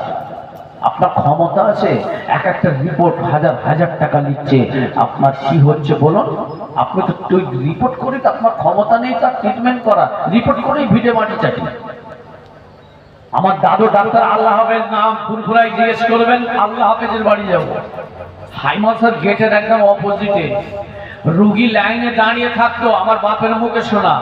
রুগী লাইনে দাঁড়িয়ে থাকতো, এরকম করে চেয়ে দেখে নিলে, দেখে বললে ওই রুগীটার কে আছে গার্জেন আমার কাছে, এদিকে বাবা কি করতে এনেছো, নিয়ে চলে যাও। মুখ পানে চেয়ে থাকতো, নিয়ে চলে যাও, যা খেতে চায় ওকে খাইয়ে দাও, ও আর বাঁচবে না। ওই রুগীটা কে, বাড়ির কে আছে, এদিকে এসো। রোগীটাকে মেরে এনেছো, সারা দুনিয়া তো ঘুরেছো, লাস্টে আমার কাছে মরতে এসছো। ও যা খেতে চায় ওকে খেতে দাও, নিয়ে চলে যাও। আল্লাহ যতদিন হায়াতে দেখেছো ততদিন খালি খাওয়াই কিছু হবে না, নিয়ে চলে যাও। রুগী সামনে দাঁড়াতো, চেহারা মুখ চেহারা দেখতো, ওষুধ দিত। মানুষ ভাবতো কিছু জিজ্ঞাসা করলো না, বললো না কি, মুখ পড়ে অনেকে বলতো ডাক্তারবাবু আরে বাবা এই হচ্ছে তো, এই হচ্ছে তো, এই সমস্যা এই হচ্ছে, তাই তো, আর কিছু বলে না। মুখ পড়ে চাইতে, আরে এটা হচ্ছে খোদাই পাওয়া, ওসব ডাক্তার নয়, ওটা হচ্ছে খোদাই পাওয়া। আর এখন রিপোর্ট করো, এই তো ক্ষমতা পাওয়া। রিপোর্ট করো, তবে রিপোর্টের ওপর ট্রিটমেন্ট চলবে, তাও ভুল ট্রিটমেন্ট হচ্ছে বেশিরভাগ জায়গায়। সব কসাইখানা খুলে বসে আছে। আর এই তো আমার বড় দাদা, নাম বলবো না, নার্সিংহোমে গেল কলকাতায়, বলে আপনার শরীরে সব শেষ হয়ে গেছে, সব শেষ। আর এক জায়গায় রিপোর্ট করলো, ভেলোরে চলে গেল, গিয়ে বলে আপনার কিচ্ছু হয়নি, চলে যান ঘরে। কেন বলবো না? আমার এইটা উদাহরণ দেওয়ার উদ্দেশ্য হলো, এখন আমরা সব আছে কিন্তু আসল হাকিকাতে জিনিসটা আস্তে আস্তে উঠে যাচ্ছে। আপনাকে যে আমি দেবো, আপনি আমার কাছ থেকে পাবেন, আমি তো নিজেই প্রস্তুত নেই, তৈরি নেই, তা আমার দ্বারাই আপনি আমার কাছ থেকে কি পাবেন? আল্লাহ নবী, তার নবী হাবিবুল্লাহ জনাবে মুহাম্মদ রাসূলুল্লাহ সাল্লাল্লাহু আলাইহি সাল্লাম মদিনার মসজিদে নববী শরীফে বসে তাই বললেন, আমার সাহাবাগণেরা ও আমার সাহাবীগণেরা, কিয়ামতের ময়দানে, মাশারের ময়দানে আল্লাহ পাক রব্বুল আলামিন তাদের ইজ্জত সম্মান বেশি দেবেন, আমি রাসূলুল্লাহ দেবেন, আমার উম্মতিদের আল্লাহ দিয়ে দেবেন। ও ভাইয়েরা, সাহাবায়ে কিরাম গণেরা মদিনার মসজিদে নববী শরীফে বসে ওয়াজ শুনেন। আল্লাহ নবী বললেন, আমার সাহাবাগণেরা ও আমার সাহাবীগণেরা, আমি রাসূলুল্লাহ বলছি, শুনে রেখে দাও, দুনিয়া জমিনে যারা কোরআন তেলাওয়াত করবে, যে বাড়িতে কোরআন তেলাওয়াত হবে আসমান থেকে রহমত নাযিল হবে, যে বাড়িতে নামাজ হয় ওই বাড়িতে রহমত হয়, যে বাড়িতে নামাজ হয় ওই বাড়িতে বরকত নাযিল হয়। ও আমার নওজওয়ান যুবকেরা, ফজরের নামাজ না পড়ে আমরা শুয়ে থাকি, আবার এখন তো শীত এসে গিয়েছে, কম্বল আরো টেনে আমরা শুয়ে থাকি। আল্লাহ নবী বলেন, আসমান থেকে আমার আল্লাহ পাক রিজিক পাঠান ওই বান্দার বাড়িতে, প্রত্যেক মুসলমানের বাড়িতে নয়, কোন জাতি বলে নয়, বিশেষ করে ঈমানদার মুসলমানদের বাড়িতে আমার আল্লাহ ফজরের পরে রিজিক পাঠিয়ে দেয়। যে বাড়িতে যারা ঘুমিয়ে থাকে, শুয়ে থাকে, ফজরের নামাজ কাজা করে নামাজ আদায় না করে, ওই বাড়ি থেকে আমার আল্লাহ পাক ফেরেশতারা রিজিকটাকে ফিরিয়ে নিয়ে চলে যায়। ওই রিজিকটা নিয়ে গিয়ে জঙ্গলে হিংস্র প্রাণীদের ভিতরে আমার আল্লাহ বন্টন করে দেয়। কি গো আমার যুবক ভাইরা, রাত করে শুয়েছে, কাজ ডবল ডিউটি করে এসেছে, ডবল ডিউটি করার জন্য একটু রাত হয়েছে, 2টো, 2:30, 3টে হয়ে গেছে, ওকে তোলনি এখন, ও যখন পারে উঠবে। আল্লাহ বলছে, ঘুমো, তোর রিজিকটা আমি নিয়ে পালিয়ে গেলাম। আমার ভাইরা ভাবছে খাটবো, পয়সা কামাবো, পয়সা পাচ্ছে, চাবিকাঠি আল্লাহর হাতে, কল আল্লাহর হাতে, আল্লাহ কল ঘোরালে তবে কল খেতে পাবো। কথা বলেন না, ল্যাটাই আল্লাহর হাতে। আল্লাহ বলে, আমি ল্যাটাই ছেড়ে দিলাম, সুতো ছাড়লাম, ভাববি না ল্যাটাই কিন্তু আমার হাতে আছে, তুই যখন বেলাইন যাবি আমি আস্তে আস্তে ঘুটোতে থাকবো, একটা রাত দিন কাটবে, আবার একটা করে মোচড় দেবো, দিতে দিতে দিতে কুল্লু নাফসিন যায়িকাতুল মউত, মৃত্যুর স্বাদ, মৃত্যুর মজা আমি আল্লাহ পাক যখন চাখাবো তখন কিন্তু আমার কাছে হাজির হতে হবে। তখন কটা রাত ঘুমিয়ে কত নামাজ কাজা করেছো, কত অন্যায় করেছি। আবু বকর সিদ্দিকী রাত জেগে জলসা করে মানুষকে জ্ঞান দিয়ে কটা ওয়াক্ত নামাজ কাজা করে ঘুমিয়েছিলাম, ওষুধ তখন ওই হামান দুস্তিতে আল্লাহ আমাকে খুঁজবে। ও ভাইয়েরা, আল্লাহ নবী মদিনা মসজিদে নববী শরীফে বসে ওয়াজ করেন, সাহাবায়ে কিরাম মুনিরা মদিনা মসজিদে নববী শরীফে বসে শুনতে লাগলেন। আল্লাহ রাসূলের সাহাবা, আল্লাহ নবী দরবারে একে একে আসেন। আল্লাহ রাসূলের সাহাবাদের নেকায়ে রাদিয়াল্লাহু তাআলা আনহু আল্লাহ নবী দরবারে হাজির হয়ে গেলেন। আল্লাহ নবীকে সালাম দিলেন, আসসালামু আলাইকা ইয়া রাসূলুল্লাহ হাবিবাল্লাহ। আমার নবী পাকে সালাম দেয়া হলো। সাহাবা হুজুর তখন মদিনা মসজিদে নববী শরীফে ঢুকলেন না, বেরিয়ে চলে গেলেন। সাহাবায়ে কিরাম বলে তাকিয়ে দেখে কি ব্যাপার, সবাই এসে বসেন।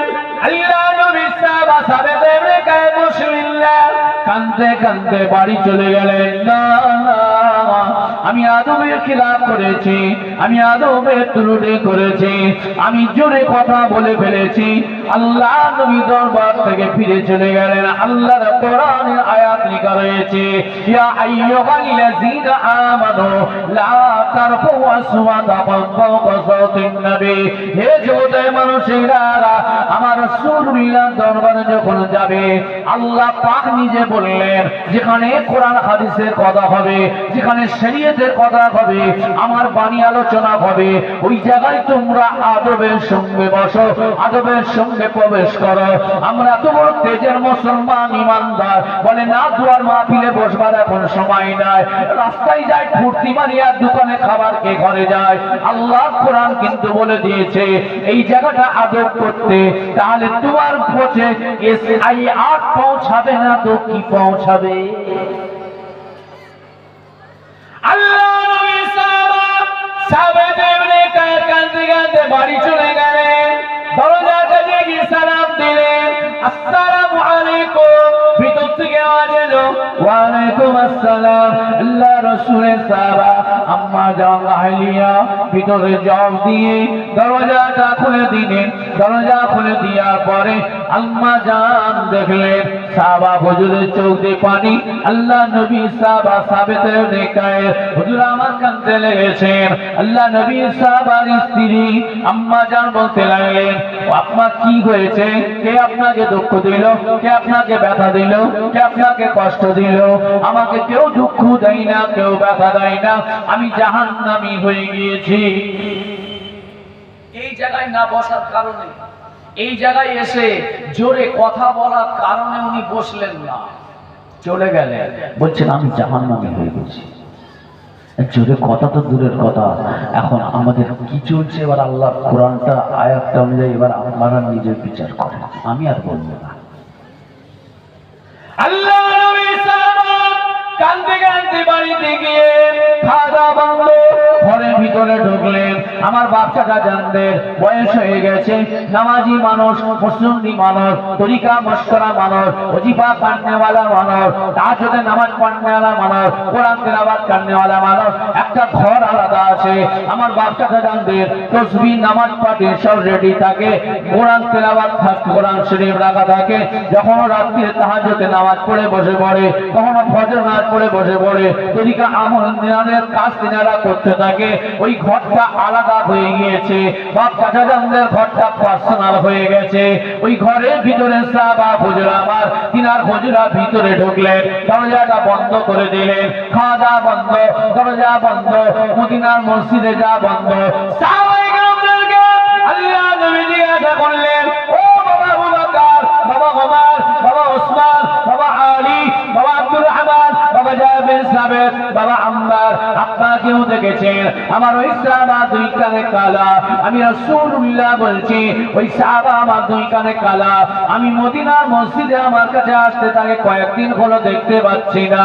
আল্লাহ নবী সাহাবাদের বললেন, ও বাবা আবু বকর, বাবা ওমর, আপনারা একবার যান গিয়ে আমি রাসূলুল্লাহর ওই সাহাবাকে আমার তরফ থেকে সালাম দেবেন। কি কারণে আসে নাই, কি কারণে আসা বন্ধ করলো, একবার কি আপনারা খবর ডালেন না? আমি রাসূলুল্লাহ আমার কথার দ্বারাই সে কোনো ব্যাঘাত পেয়েছে বলে আসা বন্ধ করলো।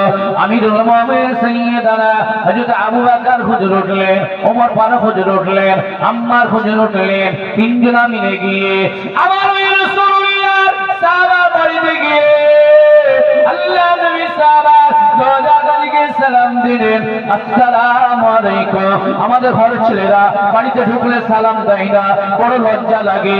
এরা বাপকে সালাম দিতে লজ্জা করে, মাকে সালাম দিতে লজ্জা করে, স্ত্রীকে সালাম দিতে লজ্জা লাগে। আল্লাহ নবী বললেন, বাড়িতে ঢুকলে তোমাকে সালাম দিয়ে ঢুকতে হবে। যদি না কেউ থাকে, আল্লাহ মালায়েকা ফেরেশতা হাজির থাকতে পারে। বলবে, ভাইজান আপনার লাইনটাও ঠিক, আর আমরা যেটা করি ওটাও ঠিক, কারণ আমরাও বাড়িতে ঢুকে সালাম দিই না, কারণ আছে আমরা নামাজ কালামের ধার ধারি না, কোরআন তেলাওয়াত বাড়িতে হয় না, পিছাপ করে পানি নেই না, যার কারণে আমাদের ওটা প্রয়োজন হয় না। আপনার লাইনটাও ঠিক আর আমরাও যেটা করি ঠিক। ধন্যবাদ তোমায়, ধন্যবাদ। তাহলে মরে গেলে কবরে শোয়া সময় বিসমিল্লাহি ওয়া আলা মিল্লাতি রাসূলিল্লাহ, আল্লাহ বলছে একবার শুয়ে তোরা তাড়াতাড়ি যা, আমি ওর ফয়সালা করছি। এসআইআর এখানে এবারে দেখাবো আমি আল্লাহ। কেন? সারা জীবন আমার হুকুম মানেনি, আমার হাবিবের সুন্নত মেনে চলেনি, আর আমার সঙ্গে কবরে শোয়াচ্ছে তোমরা আমার সঙ্গে এইখানেও ধোঁকাবাজি করছো। ওয়ালা মিল্লাতি রাসূলিল্লাহ কি আমার হাবিবের হুকুম মেনে চলেছে ও? আল্লাহ নবী দয়ার নবী হাবিবুল্লাহ জনাবে মুহাম্মদুর রাসূলুল্লাহ সাল্লাল্লাহু আলাইহি ওয়াসাল্লাম নবী পাকের সাহাবা হযরত সাবেত নিকাল গেল হুজুর আমার দরজা বন্ধ সাহাবা হুজুরের দরজা বন্ধ সাহাবা হুজুর আগে হাজির হলে বাইরে গিয়ে সালাম দিলেন সালাম দেওয়ার পরে দরজা খুলে দেওয়া হলো সাহাবা হুজুর জিজ্ঞাসা করলেন সাবেত নিকাল কোথায় জানোই ঘরে যেদিন মদিনা মসজিদে নববী শরীফ থেকে ফিরে এসেছিল ওই দিন এসে ঘরে ঢুকেছে দরজা বন্ধ খাওয়া বন্ধ মদিনার মসজিদে নববী শরীফে যা বন্ধ আল্লাহ নবী সাল্লাল্লাহু আমিরুল মুমিনিন হযরত আবু বকর হুজুর গিয়ে দরজার কাছে সালাম দিলেন আসসালামু আলাইকুম ও ভাই সাবেত নিকাল দরওয়াজাটা একবার খোলেন আমরা মদিনা মসজিদে নববী শরীফ থেকে এসেছি আল্লাহ নবী আমাদের ডেকে পাঠিয়েছেন আপনি মদিনার মসজিদে যা কেন বন্ধ করেছেন কেন আপনি মদিনার মসজিদে যাননি আল্লাহ নবী আপনার খবরটা দিতে পাঠালো কি কারণে যাননি আল্লাহ নবী আপনার সংবাদ দিয়েছেন সালাম দিয়েছেন যাওয়ার জন্য অনুমতি দিয়েছেন সাহাবা হুজুর ভিতর থেকে সালামের জবাব দিলেন আর বললেন ও ভাই সাহাবাগণেরা আমি দরওয়াজাটা খুলবো না ফিরে যান ফিরে যান ফিরে যান আল্লাহ নবীকে আমার সালাম পৌঁছে দেবেন বিয়াদবি মাফ করতে বলবেন আমার তখনই গুনাহটা আল্লাহ মাফ যতক্ষণ না করছে আমি মদিনার মসজিদে নববীতে যাব না দরওয়াজাটাও খুলবো না খাওয়া দাওয়া করবো না আগে বাপ চাচারা মুরব্বীরা কড়া ছিল গার্জেন বাড়ির কড়া নামাজ পড়লে ভাত পেটে মিলবে নামাজ না পড়লে পেটে ভাত মিলত না এখন বললে ছেলে বিগড়ে যাবে আচ্ছা আল্লাহ বললেন 7 থেকে 12 টেলিং দাও আমরা অনেক বড় বয়সেও মার খেয়েছি আমার বাপের থেকে চাবুক 3টে চাবুক রাখা থাকতে পারে আমরা যখন পড়াশোনা করতাম মাধ্যমিক পর্যন্ত আমরা মার খেয়েছি আব্বা একদিকে বসে আছে ডাক্তারি বই পড়ছে আর আমরা একদিকে বসে পড়ছি যখনই ঘুমোতাম না ওই ঘর থেকে গিয়ে কঞ্চিটা নিয়ে এসে পিঠে মারত মারা মানে কি একটা মারলে ঘুমের নাম ভুলে যেত চোখ দিয়ে পানি ঝরে বই ভিজে যেত এখন মানুষ হতে পেরেছি নাহলে জানোয়ার হয়ে ঘুরতাম বাস্তব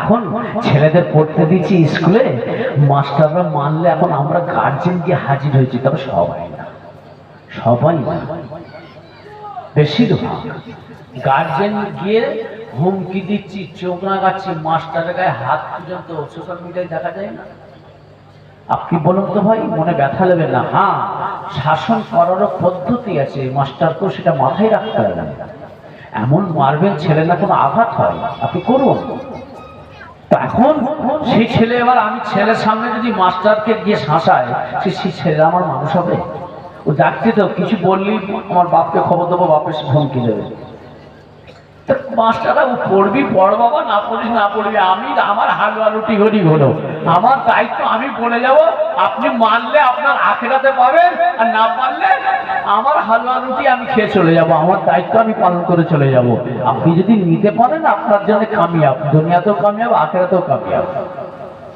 ভাই আমার ছেলেকে মাস্টার ফোন করে আমাকে মেসেজ পাঠায় ডিস্টার্বে আমি সাথ বলে দিই আমি গিয়ে বলে এসছি আমার ছেলে মেয়ে পড়া না করলে সবার সামনে কান ধরে দাঁড় করিয়ে একটা হাতে কান ধরাবেন এক হাতে বই ধরাবে পড়া তৈরি করে নেওয়ার দায়িত্ব আপনাদের আমার ছেলের খালি হাতটা থাকবে চামড়া আপনাদের আমার বাপ এইভাবে মানুষ করেছে আর আমিও বলে গেলাম মিশনে আমার ছেলে গার্জেন মাস্টারদের বলে কোনো চিন্তা করবে না ওকে গার্জেন কি বলবে আমার ছেলে পড়া যদি না পারে হাড় আমার চামড়া আপনাদের মেয়েদের চামড়া তুলে দেবেন খুন ঝরিয়ে দেবেন আমার কোনো দুঃখ নেই পড়া না পারলে আল্লাহ নবী সাহাবা হুজুর সাবেত নিকাল রাদিয়াল্লাহু তাআলা ও ভাইয়ানেরা আবু বকর হুজুর আমার তখন বললেন ও সাবেত নিকাল আপনি কি আমাকে চিনতে পারছেন না আমি হলাম বিপদের সঙ্গী আল্লাহ রাসূলের হুকুমের সঙ্গী বিপদের সঙ্গী সর্বদাই পাশে থাকি আমি সেই আবু বকর আপনার দরজার কাছে দাঁড়িয়ে আছি একবার আপনি আপনি দরজাটা খুলুন। আল্লাহ নবী আপনাকে সালাম দিয়েছে, মদিনার মসজিদে যাওয়ার জন্য বলেছে। ও ভাই আবু বকর বিয়াদবি মাফ করুন, আল্লাহ নবীকে আমার সালাম পৌঁছে দেবেন। আমি মদিনার মসজিদে ওই দিন যাব যেদিন আমার দোয়াটা আল্লাহর দরবারে কবুল হয়ে যাবে। ওই দিন আমি মদিনার মসজিদে যাব, ওই দিন দরওয়াজাটা খুলবো। আল্লাহ নবী সাহাবা আবু বকর হুজুর আমার মদিনার মসজিদ থেকে গেলেন আল্লাহ রাসূলের অর্ডারে, সাহাবা হুজুরের অর্ডারে ফিরে চলে আসলেন, দরওয়াজা খুললেন না। আল্লাহ নবীকে সালাম দেবেন, আমার জন্য দোয়া চাইতে বলবেন, আল্লাহ পাক আমাকে যেন মাফ করে দেয়। সাহাবা হুজুর ফিরে চলে গেলেন মদিনার মসজিদে নববী শরীফে, আল্লাহর নবীকে সালাম দিলেন, আসসালামু আলাইকা ইয়া রাসূলুল্লাহ হাবিবাল্লাহ। আপনি কোথায় পাঠিয়েছেন? আপনার সাহাবা দরজা খুলবে না, আপনার সাহাবা আসবে না। ওই দিন আসবে, ওই দিন দরজা খুলবে যেদিন আপনার তিনার দোয়াটাকে কবুল করে নেওয়া হবে। সাহাবা হুজুর বললেন, আপনাকে একটু দোয়া চাইতে বলেছে। সাহাবা হুজুর মদিনার মসজিদে নববী শরীফে সাহাবাদের নিয়ে দোয়া চাইছেন। শাহ ওলিউল্লাহ হুজুর আপনার মাদারীপুর নবুয়তের ৩য় খণ্ডের ভিতরে তিনি বলছেন, যখন দোয়া চলছে তখনও দোয়া শেষ হয়নি, জিবরিল আমিন এসে হাজির মদিনার মসজিদে। হুজুর দোয়া শেষ করুন, দোয়া কমপ্লিট করুন, আর দোয়া দীর্ঘায়িত করবেন না। আপনার সাহাবার প্রতি আল্লাহ এত খুশি হয়ে গেছে, রাজি হয়ে গেছেন, আপনার সাহাবাকে আমার আল্লাহ মাফ করে দিয়েছে। ভাই পিছনে যা ছেড়ে গেছে ছেড়ে গেছে, কাল থেকে অন্তত একটা অক্ত যারা পড়েন শুরু করুন, আল্লাহর কাছে মাফ চান। আমার আল্লাহ রহমানুর রহিম, গফুরুর রহিম, দয়াময়, তেনার কাছে মাফ চান। আমার আল্লাহ মনে করলে আপনাকে সব মাফ করতে পারে। আল্লাহ বলছে, যে বান্দা আমার কাছে মাফ চায়, ক্ষমা চায়, নত স্বীকার হয়, গুনাহ তাদের ভয়ে আমার কাছে ক্ষমা চায়, চোখের পানি ফেলে, চোখের পানি যদি নাও বেরোয়, কান্নার অভিনয় করে, অনুনয় বিনয় করে, আমি আল্লাহ মাফ করে দিই। জোরে বলুন সুবহানাল্লাহ। আমরা তো তার বান্দা, আল্লাহর বান্দা, আল্লাহর গোলাম, আল্লাহর দাস। আল্লাহ দাসত্ব করার জন্য পাঠিয়েছে। তা আল্লাহর গোলাম হয়ে ভুল করেছি, অন্যায় করেছি, বাপ মায়ের কাছে ভুল করলে, অন্যায় করলে, বাপ মায়ের পা ধরে যদি মাপ চাইলে, বাপ মাকে জড়িয়ে ধরলে যদি বাপ মা মাফ করে দিতে পারে, ফেলে না দিতে পারে, তাহলে এই বাপের মায়ের দয়া অন্তরে আমার হৃদয়ে ভরা, মন জোড়ানো দয়া, এই দয়াটা কে দিয়েছে? সে আমার আল্লাহ। তাহলে আমার আল্লাহ কত বড় দয়াময় তিনি। আল্লাহ বলছেন, আমার কাছে যখন এক বান্দা এক হাতায় হয়, আমি 10 হাত চাই। আল্লাহ বলছেন, গভীর রাত্রিরে তোমরা আমার বাণী তেলাওয়াত করো, আমি আল্লাহ তোমাদের গুনাহ মাফ করব। গভীর রাত্রিরে তেলাওয়াত করলে কোরআন শরীফ যারা নামাজি মানুষ, মুসল্লি মানুষ, এমনি সময় আপনারা পড়েন, কিন্তু গভীর রাতে কোরআন তেলাওয়াত যারা করে তাদের জিজ্ঞেস করবেন, গভীর রাতে তেলাওয়াত করলে তার মজার স্বাদ আলাদা পাওয়া যায়, আলাদা নিয়ামত আল্লাহর তরফ থেকে ভেসে আসে। সুফি এজামদের জিজ্ঞেস করবেন, তরিকা মোশ যারা করে তাদের জিজ্ঞেস করবেন, গভীর রাতে কোরআন শরীফ পড়লে কি পাওয়া যায়।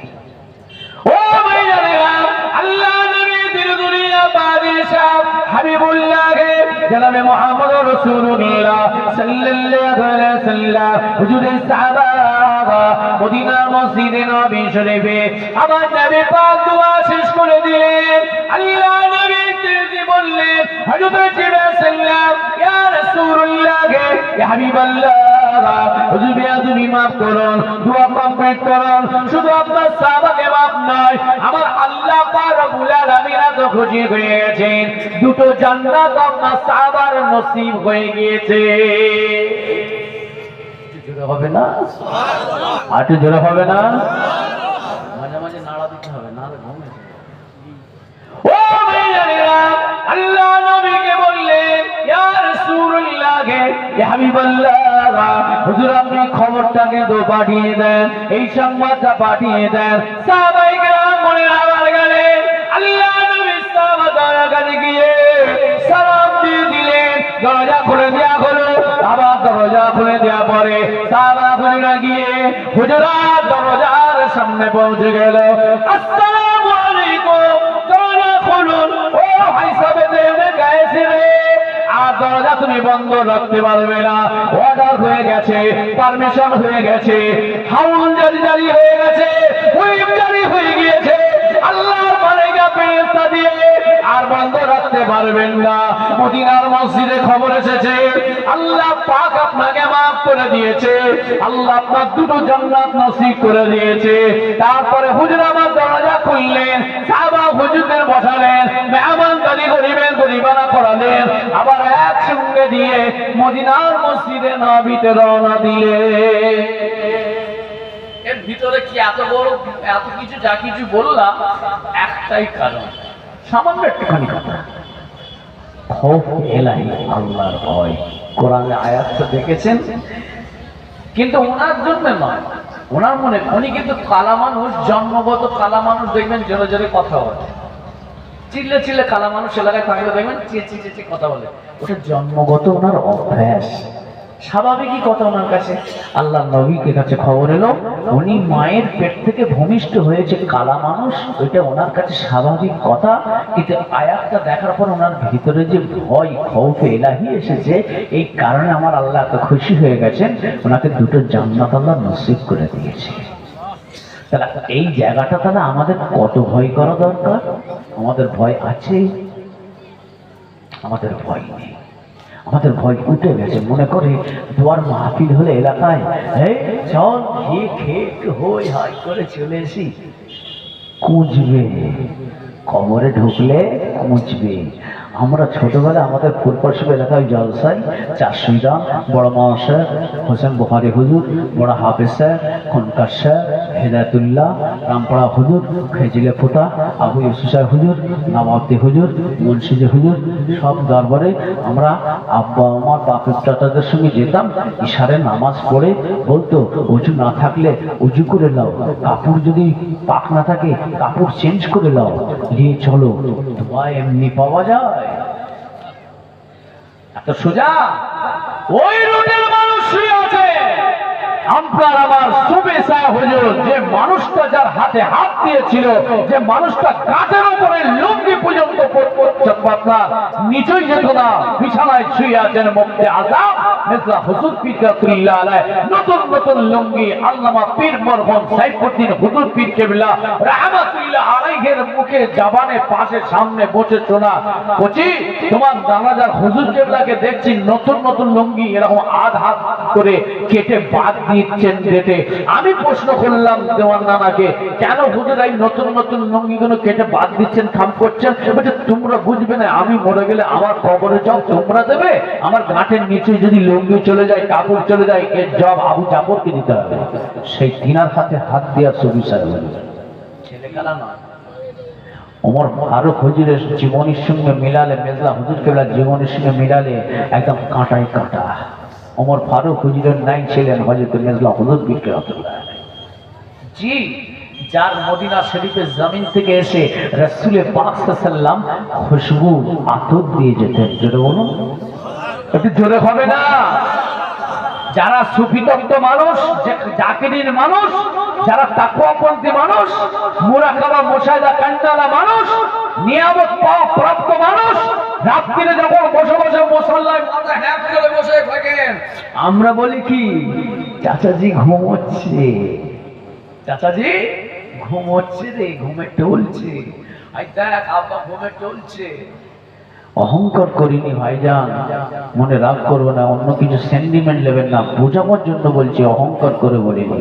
আমার আব্বাজান মাহফুজ কেবলার মরি, এই কোমরের হাড়টা ক্ষয়ে গেছে, পিছনে একদম শেষে এই হাড়টা দেখছি কোমরের কাছে উঁচু হয়ে গেছে,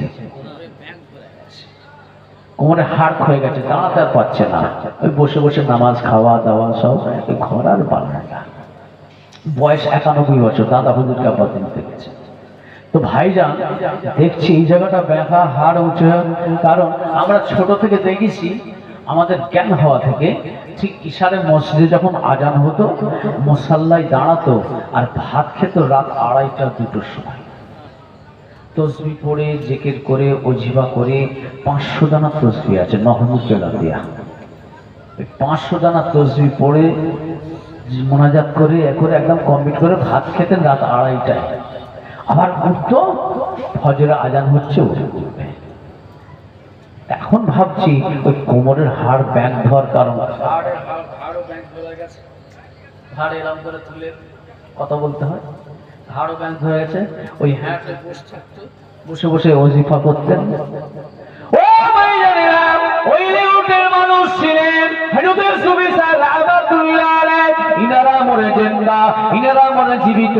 কেমন জিন্দা কেমন জীবিত দেখতে চান কি আপনারা বলুন? যদি দেখতে চান আমি আপনাদের বলে দিয়ে যাচ্ছি।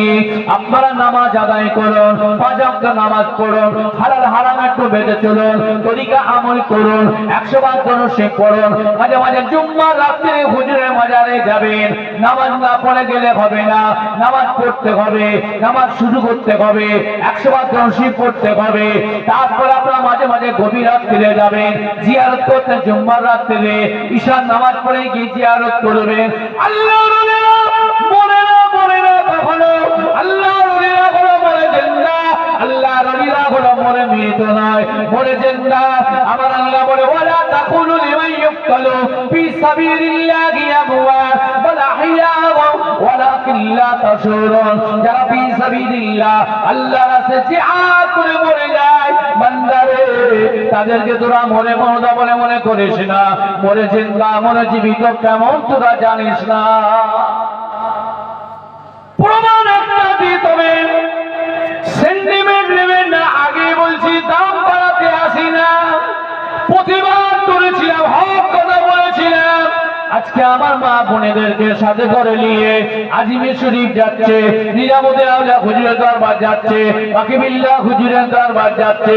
ও আমার ভাইরা মা বোনেরা, ভালো করে শুনিলেন, মুজাদ্দিদুল জামানের দরবারে গিয়ে হাজির হয়েছে।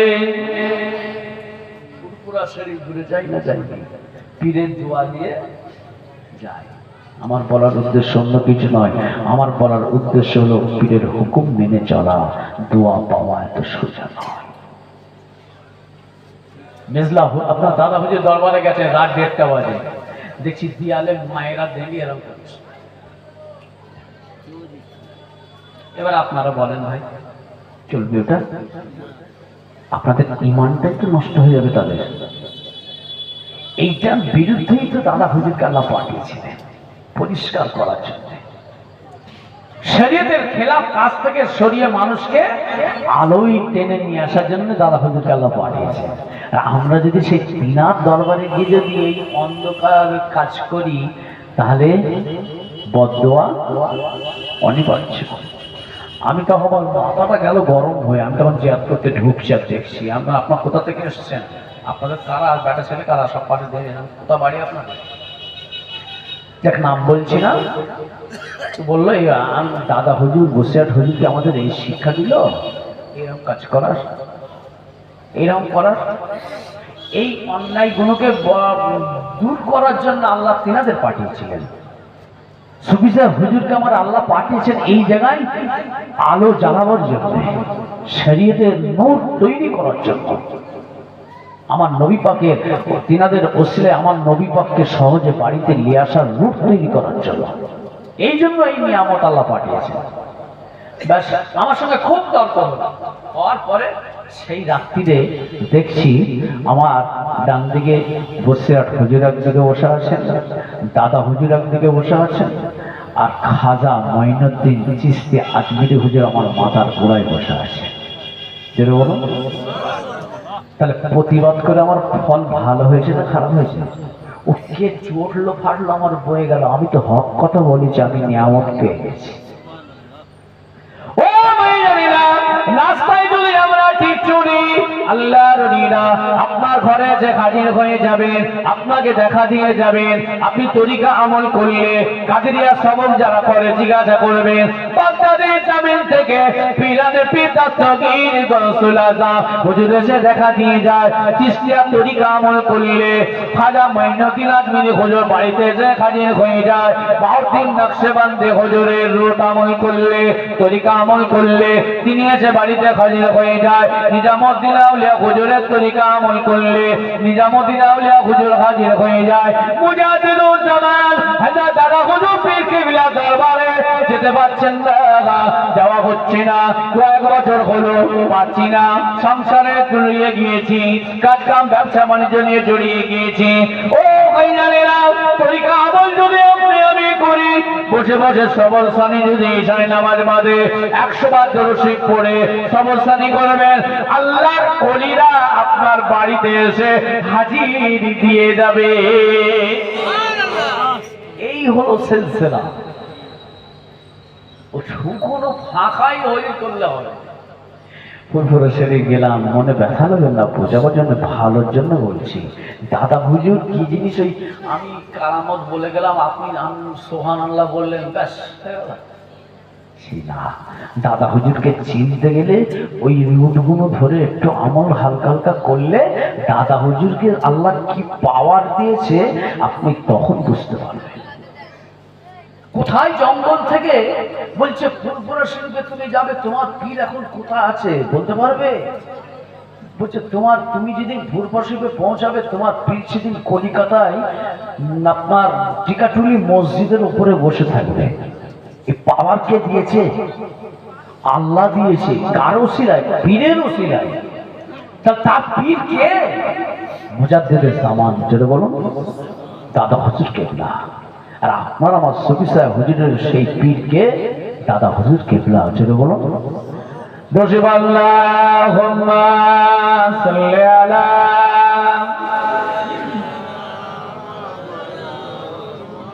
ওয়া আলা আলি। जब हुस्न था उनका जलवनमा, अनवार का आलम क्या होगा, हर कोई फिदा गए बिंदे के, दीदार का आलम क्या होगा। जब हुस्न था उनका जलवनमा, अनवार का आलम क्या होगा, हर कोई फिदा गए बिंदे के, दीदार का आलम क्या होगा। अल्लाह अल्लाह अल्लाह अल्लाह। एक सिमत अली, एक सिमत गुमार, सीते के इधर उस्मान उधर, इन जगमग जगमग तारों में सरकार का आलम क्या होगा। अल्लाह अल्लाह अल्लाह अल्लाह। चाहे तो इशारों से अपने काया के पलट दे दुनिया की, हर कोई फिदा गए बिंदे के, दीदार का आलम क्या होगा। अल्लाह अल्लाह अल्लाह अल्लाह। अल्लाहुम्मा सल्ली अला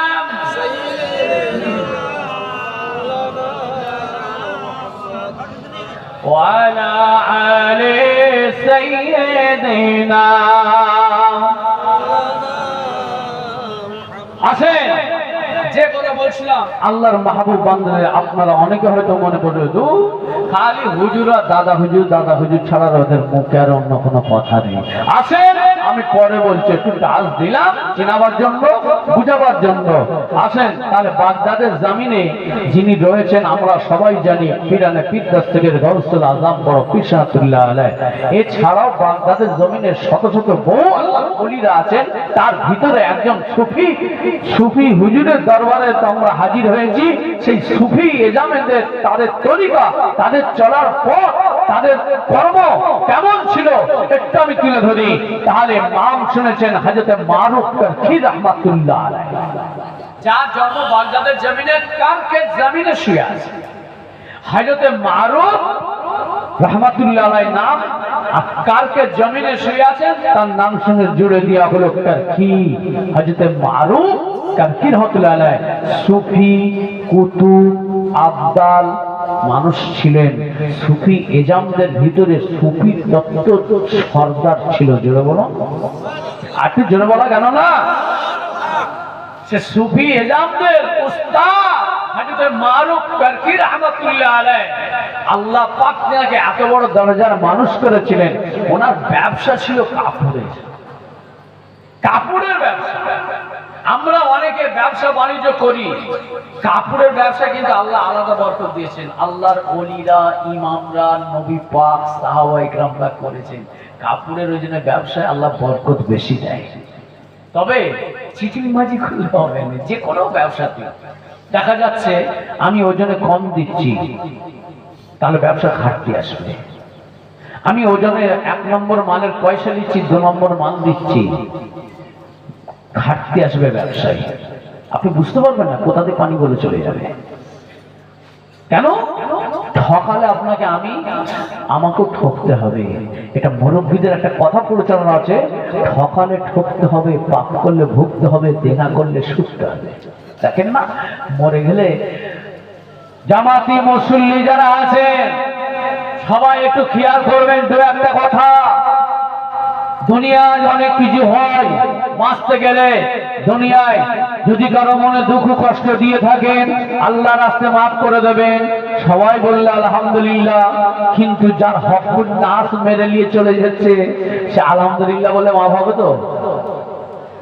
আল্লাহ বলছে, বেটা আয়, আমার হকটা আমি তোমাকে ছাড়বো কি ছাড়বো নি, সেটা আমার ব্যক্তিগত ব্যাপার। আমি মনে করলে তোমাকে মাফ করে দেবো, কিন্তু আমার আর এক বান্দা তুমি যে মেরে নিয়েছো ওটা মাফ হবে না, সেটা তখন না মাফ না করে।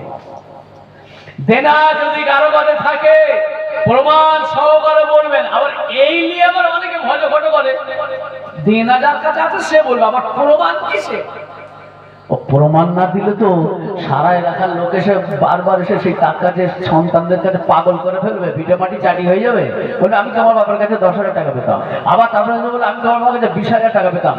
প্রমাণ না দিলে আপনি বুঝবেন কি করে ভাই? তাই না? এখনকার সময় তো যে যেমন করে বলে বন্যায় মাছ ভেসে এসে যত পর্যন্ত ধরে খাওয়া, বলছে ও তো বন্যায় ভেসে এসেছে, ওকে আর পুকুরে মাছ তো বন্যায় ভেসেছে। ভাই পুকুরের মাছটা, পোনা মাছটা কোথা থেকে এলো? পুকুর থেকে তো ডুবে এসেছে।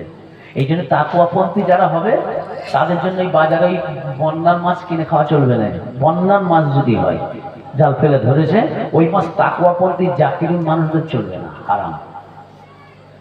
এমনি মানুষের চলবে। আসুন মারুফ কারকি রহমাতুল্লাহ আলাইহি বাজারে দোকান আছে, কাপড়ে হুজুরে সবাই দোকানপাট বন্ধ করে চলে গেছে, আর আমার মারুফ কারকি রহমাতুল্লাহ হুজুর আমার তারপরে গিয়ে দোকান খুলছে। দেখবেন যেসব রোডে গাড়ি সবসময় চলাচল হয় নাইটে, এক একটা পানের দোকান, এক একটা চায়ের দোকান, ঠান্ডার দোকান খুলে বসে থাকে। কেন বলেন তো? সলিড বেচা কিনা। যতটুকু হবে দেনা ফেলার ব্যাপার নেই, যা হবে ক্যাশ। ও ভাইয়ারা, আল্লাহর ইমাম প্যারা বান্দা হযরত মারুফ কারকি রাহমাতুল্লাহ আলাইহি হুজুর আমার বাজারে দোকান করেছেন, কাপড়ের ব্যবসার দোকান করেছেন। আল্লাহ হালাল ব্যবসা, যে কোনো খাওয়া হালাল, যে কোনো পরা হালাল, যে কোনো মাকা হালাল, ওই কোনো ব্যবসা করা হালাল, যে কোনো খাওয়া হারাম, ওই কোনো ব্যবসা করা হারাম, যে কোনো যে কাপড় পরিধান করা হারাম মুসলমানের জন্য, ওই ব্যবসা করা হারাম। আল্লাহ নবী বলেন যে জিনিস খাওয়া পরা হালাল, ওই ব্যবসা করা হালাল, যে জিনিস খাওয়া মাকা হারাম, ওই ব্যবসা করা হারাম। আল্লাহ নবী পাগল দিওয়ানা হযরত মারুফ কারকি রাহমাতুল্লাহ আলাইহি সুবিদগ্ধ মানুষ ছিলেন। উনি সবাই দোকান বন্ধ করে চলে যাওয়ার পরে আল্লাহ নবী মারুফ কারকি হুজুর দোকান খুলেছেন। দোকানের সামনেটা ঝাড়ু ফাড়ু দিয়ে পরিষ্কার করে আমরা ব্যবসা করি, আমরা দোকানদারি করি, সামনেটা ফাঁকা রাখি, সাইডে মাল সাজিয়ে দিই বা উপরে ঝুলিয়ে দিই। আল্লাহ নবী সুবিধে শুনতে মিলবে না আমাদের। হযরত মারুফ কারকি হুজুর সামনে একটা পর্দা টাঙিয়ে আড়াল করে দিলেন। দোকান খোলা আছে, সামনে পর্দা টানা আছে। আল্লাহ নবী মারুফ কারকি হুজুর বাপা ভিতরে মুসাল্লা রাখা আছে, বিছিয়ে দিয়ে আল্লাহু আকবার বলে নামাজে মশগুল হয়ে গেলে। বসে আছেন, খরিদার নেই দোকানে, বসে আছেন। বসে বসে আপনি দুরূদ শরীফ পড়েন, সুবহানাল্লাহ আলহামদুলিল্লাহ পড়েন, ওয়া ইলাহা ইল্লাল্লাহ আল্লাহু আকবার, সুবহানাল্লাহি বিহামদিহি, সুবহানাল্লাহিল আযীম, লা হাওলা ওয়ালা কুওয়াতা ইল্লা বিল্লাহ। আল্লাহ তাআলা জিকির করতে থাকেন। দেখবেন ফাঁকা বাজারে আল্লাহর তরফ থেকে আল্লাহ রিজিক, চীনা অপরিচিত কাস্টমার এসে আপনার কাছে মাল কিনে নিয়ে যাবে। জি হ্যাঁ, আল্লাহর ওলি হযরত মারুফ কারকি রাহমাতুল্লাহ আলাইহি ও ভাইয়ানেরা, হুজুরের কাছে একটা কাস্টমার এসে হাজির।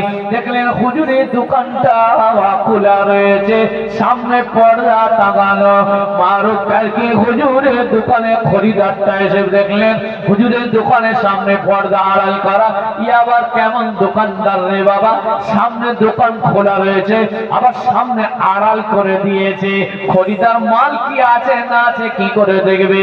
পর্দাটা গিয়ে তুলিয়ে সরিয়ে দেখলেন আল্লাহর ওলি মারুফ কারকি হুজুর মুসল্লায় দাঁড়িয়ে নামাজ পড়ছে। ও ভাইরা, ইনি গিয়ে বলে দাঁড়িয়ে রইলেন খরিদার। হযরত মারুফ কারকি হুজুর আবার শুকিয়ে যা মানুষ, গরিব মানুষ। হুজুর আবার দেখলেন নামাজ পড়ার পরে হুজুরকে বললেন, হুজুর আপনি কেমন দোকানদার, আপনি সামনে পর্দা দিয়ে আড়াল করেছেন। দোকানদারের সামনে তো সবাই ফাঁকা রাখে, গার্ড পরিষ্কার রাখে, দু সাইডে মাল সাজায়, উপরে চারিদিকে সাজায়, সামনে আপনার পজিশনটা ফাঁকা রাখে। আপনি গার্ড দিয়ে পর্দা দিয়ে আড়াল করে দিয়েছেন। আল্লাহর ওলি তখন বলতে লেগেছেন, ও আমার খরিদার শোনো নাকি দাও, তোমার চিন্তা ভাবনা আমার চিন্তা ভাবনা বাবা দুটো এক নয়। তোমার দুনিয়াদারি চিন্তা ভাবনা আর আমার হলো আল্লাহর চিন্তা ভাবনা। তোমার চিন্তা ভাবনা দুনিয়ার মানুষকে দেখানো, আমার স্বামীর সুখে যাবে মানুষ। আমার চিন্তা ভাবনা হলো আল্লাহকে দেখানো, আল্লাহ আল্লাহ রসুলকে রাজি করা। তোমার চিন্তা ভাবনা দুনিয়ার মানুষকে খুশি করা। আল্লাহর ওলি মারুফ কারকি হুজুর বললেন, বাবা তোমার কি লাগবে বলো, ওসব কথা বাদ দাও, তোমার কি প্রয়োজন বলো, কি লাগবে বলো। হুজুরের কাছে একটা কাপড় কিনলেন, দাম জিজ্ঞাসা করলেন। আল্লাহর ওলি দাম বললেন। হযরত মারুফ কারকি হুজুর বললেন, বাবা এই দাম আছে বাবা, তুমি পছন্দ করো। সে পছন্দ করলো, বলে হুজুর বাজার ছাড়া তো দাম কম কেন আপনার? আল্লাহর ওলি হযরত মারুফ কারকি হুজুর বলেছিলেন, ও আমার কাস্টমার, বাজারে সবাই দুনিয়াদার। যারা দুনিয়াদার হয় তারা তাদের লোভ বেশি হয়, তারা লাভ বেশি করে। আমার লোভ বেশি না হয়, আমার চলার মতন হলেই হবে, যার কারণে আমার দামটা কম। তবে জেনে রেখে দাও ও খরিদার, শুনে রেখে দাও একটা কথা, মাল কম দামে আমি বিক্রি করি। বাজার যখন বন্ধ হয়ে যায় আমি তারপরে দোকান করি, আমার সামনে পর্দা দিয়ে টাঙানো থাকে। আমি আল্লাহর হুকুম পালন করি। আমি শুধু ব্যবসা করি না, আল্লাহর আইন পালন করি, আল্লাহর বিধান পালন করি, রাসূলের সুন্নাত আদায় করি আর আল্লাহকে রাজি করি। আল্লাহ যাতে রাজি, যাতে আমার রাসূল রাজি, যার উপরে আল্লাহ রাসূল রাজি, তার উপরে সবাই রাজি, যার উপরে আল্লাহ রাসূল খুশি, সারা দুনিয়া তার উপরে খুশি। তার দুনিয়া উলট পালট হয়ে গেল, তার কোনো অসুবিধা হবে না। যার উপর মাওলা রাজি, তার উপরে সবাই তার গোলাম। ও করিনা শুনে কিনা, বাজার ছাড়া আমার কাছে দাম কম। শুধু আমার চিন্তা ভাবনা দুনিয়াদারি, তোমার চিন্তা আমার চিন্তা দিনদারি। আমি দুনিয়ায় লাভ করব কম, আমার সুন্নাত আদায় হলো, আল্লাহ রাসূলের হক আদায় হলো। আর আমি যখন লাভ কম করব, ন্যায্য দাম নেব। আল্লাহ তো বলে দিয়েছেন ব্যবসা করা হালাল, হালাল জিনিস ব্যবসা করা হালাল। আর যে সত্য ন্যায্য দাম নেবে, আমার আল্লাহ একটা জান্নাত তার নসিব করে দেবে। হবে না? তাই আমি দুনিয়ার মানুষকে দেখাবার জন্য দোকান খুলিনি, দুনিয়ার মানুষকে খুশি করার জন্য দোকান খুলিনি। আমি দোকান খুলেছি ব্যবসা করা হালাল, আল্লাহ রাসূলের সুন্নাত আদায় করার জন্য আর আল্লাহর হক আদায় করার জন্য খরিদার না আসে যতক্ষণ আমি নামাজ পড়ি তসবিহ পড়ি আমার করণে আমি করি যার গোলাম তার দাসত্ব করে করি আর আল্লাহ তিনার জিনিস তিনি বিক্রি করবেন তিনার সম্পদ কেন আমার সব মাল হালাল হয়ে যাবে সব মাল আমার পাক হয়ে যাবে সব মাল আমার শুদ্ধ হয়ে যাবে অশুদ্ধ হবে না আর ন্যায্য যখন দাম নেবো ওই পয়সাটাও শুদ্ধ হয়ে যাবে আমি ভক্ষণ করব ওই নামাজ ওই তাসবিহ ওই তিলাওয়াত ওই জিকির ওই রোজা সমস্ত কিছু আল্লাহ দরবারে আমার কবুল হয়ে যাবে যেটা বলুন সুবহানাল্লাহ এই রুটের মানুষ ছিলেন আমাদের শফি সাহেব হুজুরকে রহমতুল্লাহ আলাইহি বহুত কষ্ট করেছেন জীবনে নারা তবে আল্লাহ তিনাদের এত রমরমা এত সারা পৃথিবীর জমিনে খুশবু এত ফুলের খুশবু ছড়িয়েছে একটাই কারণ হলো আল্লাহ রাসূলকে রাজি করা আল্লাহ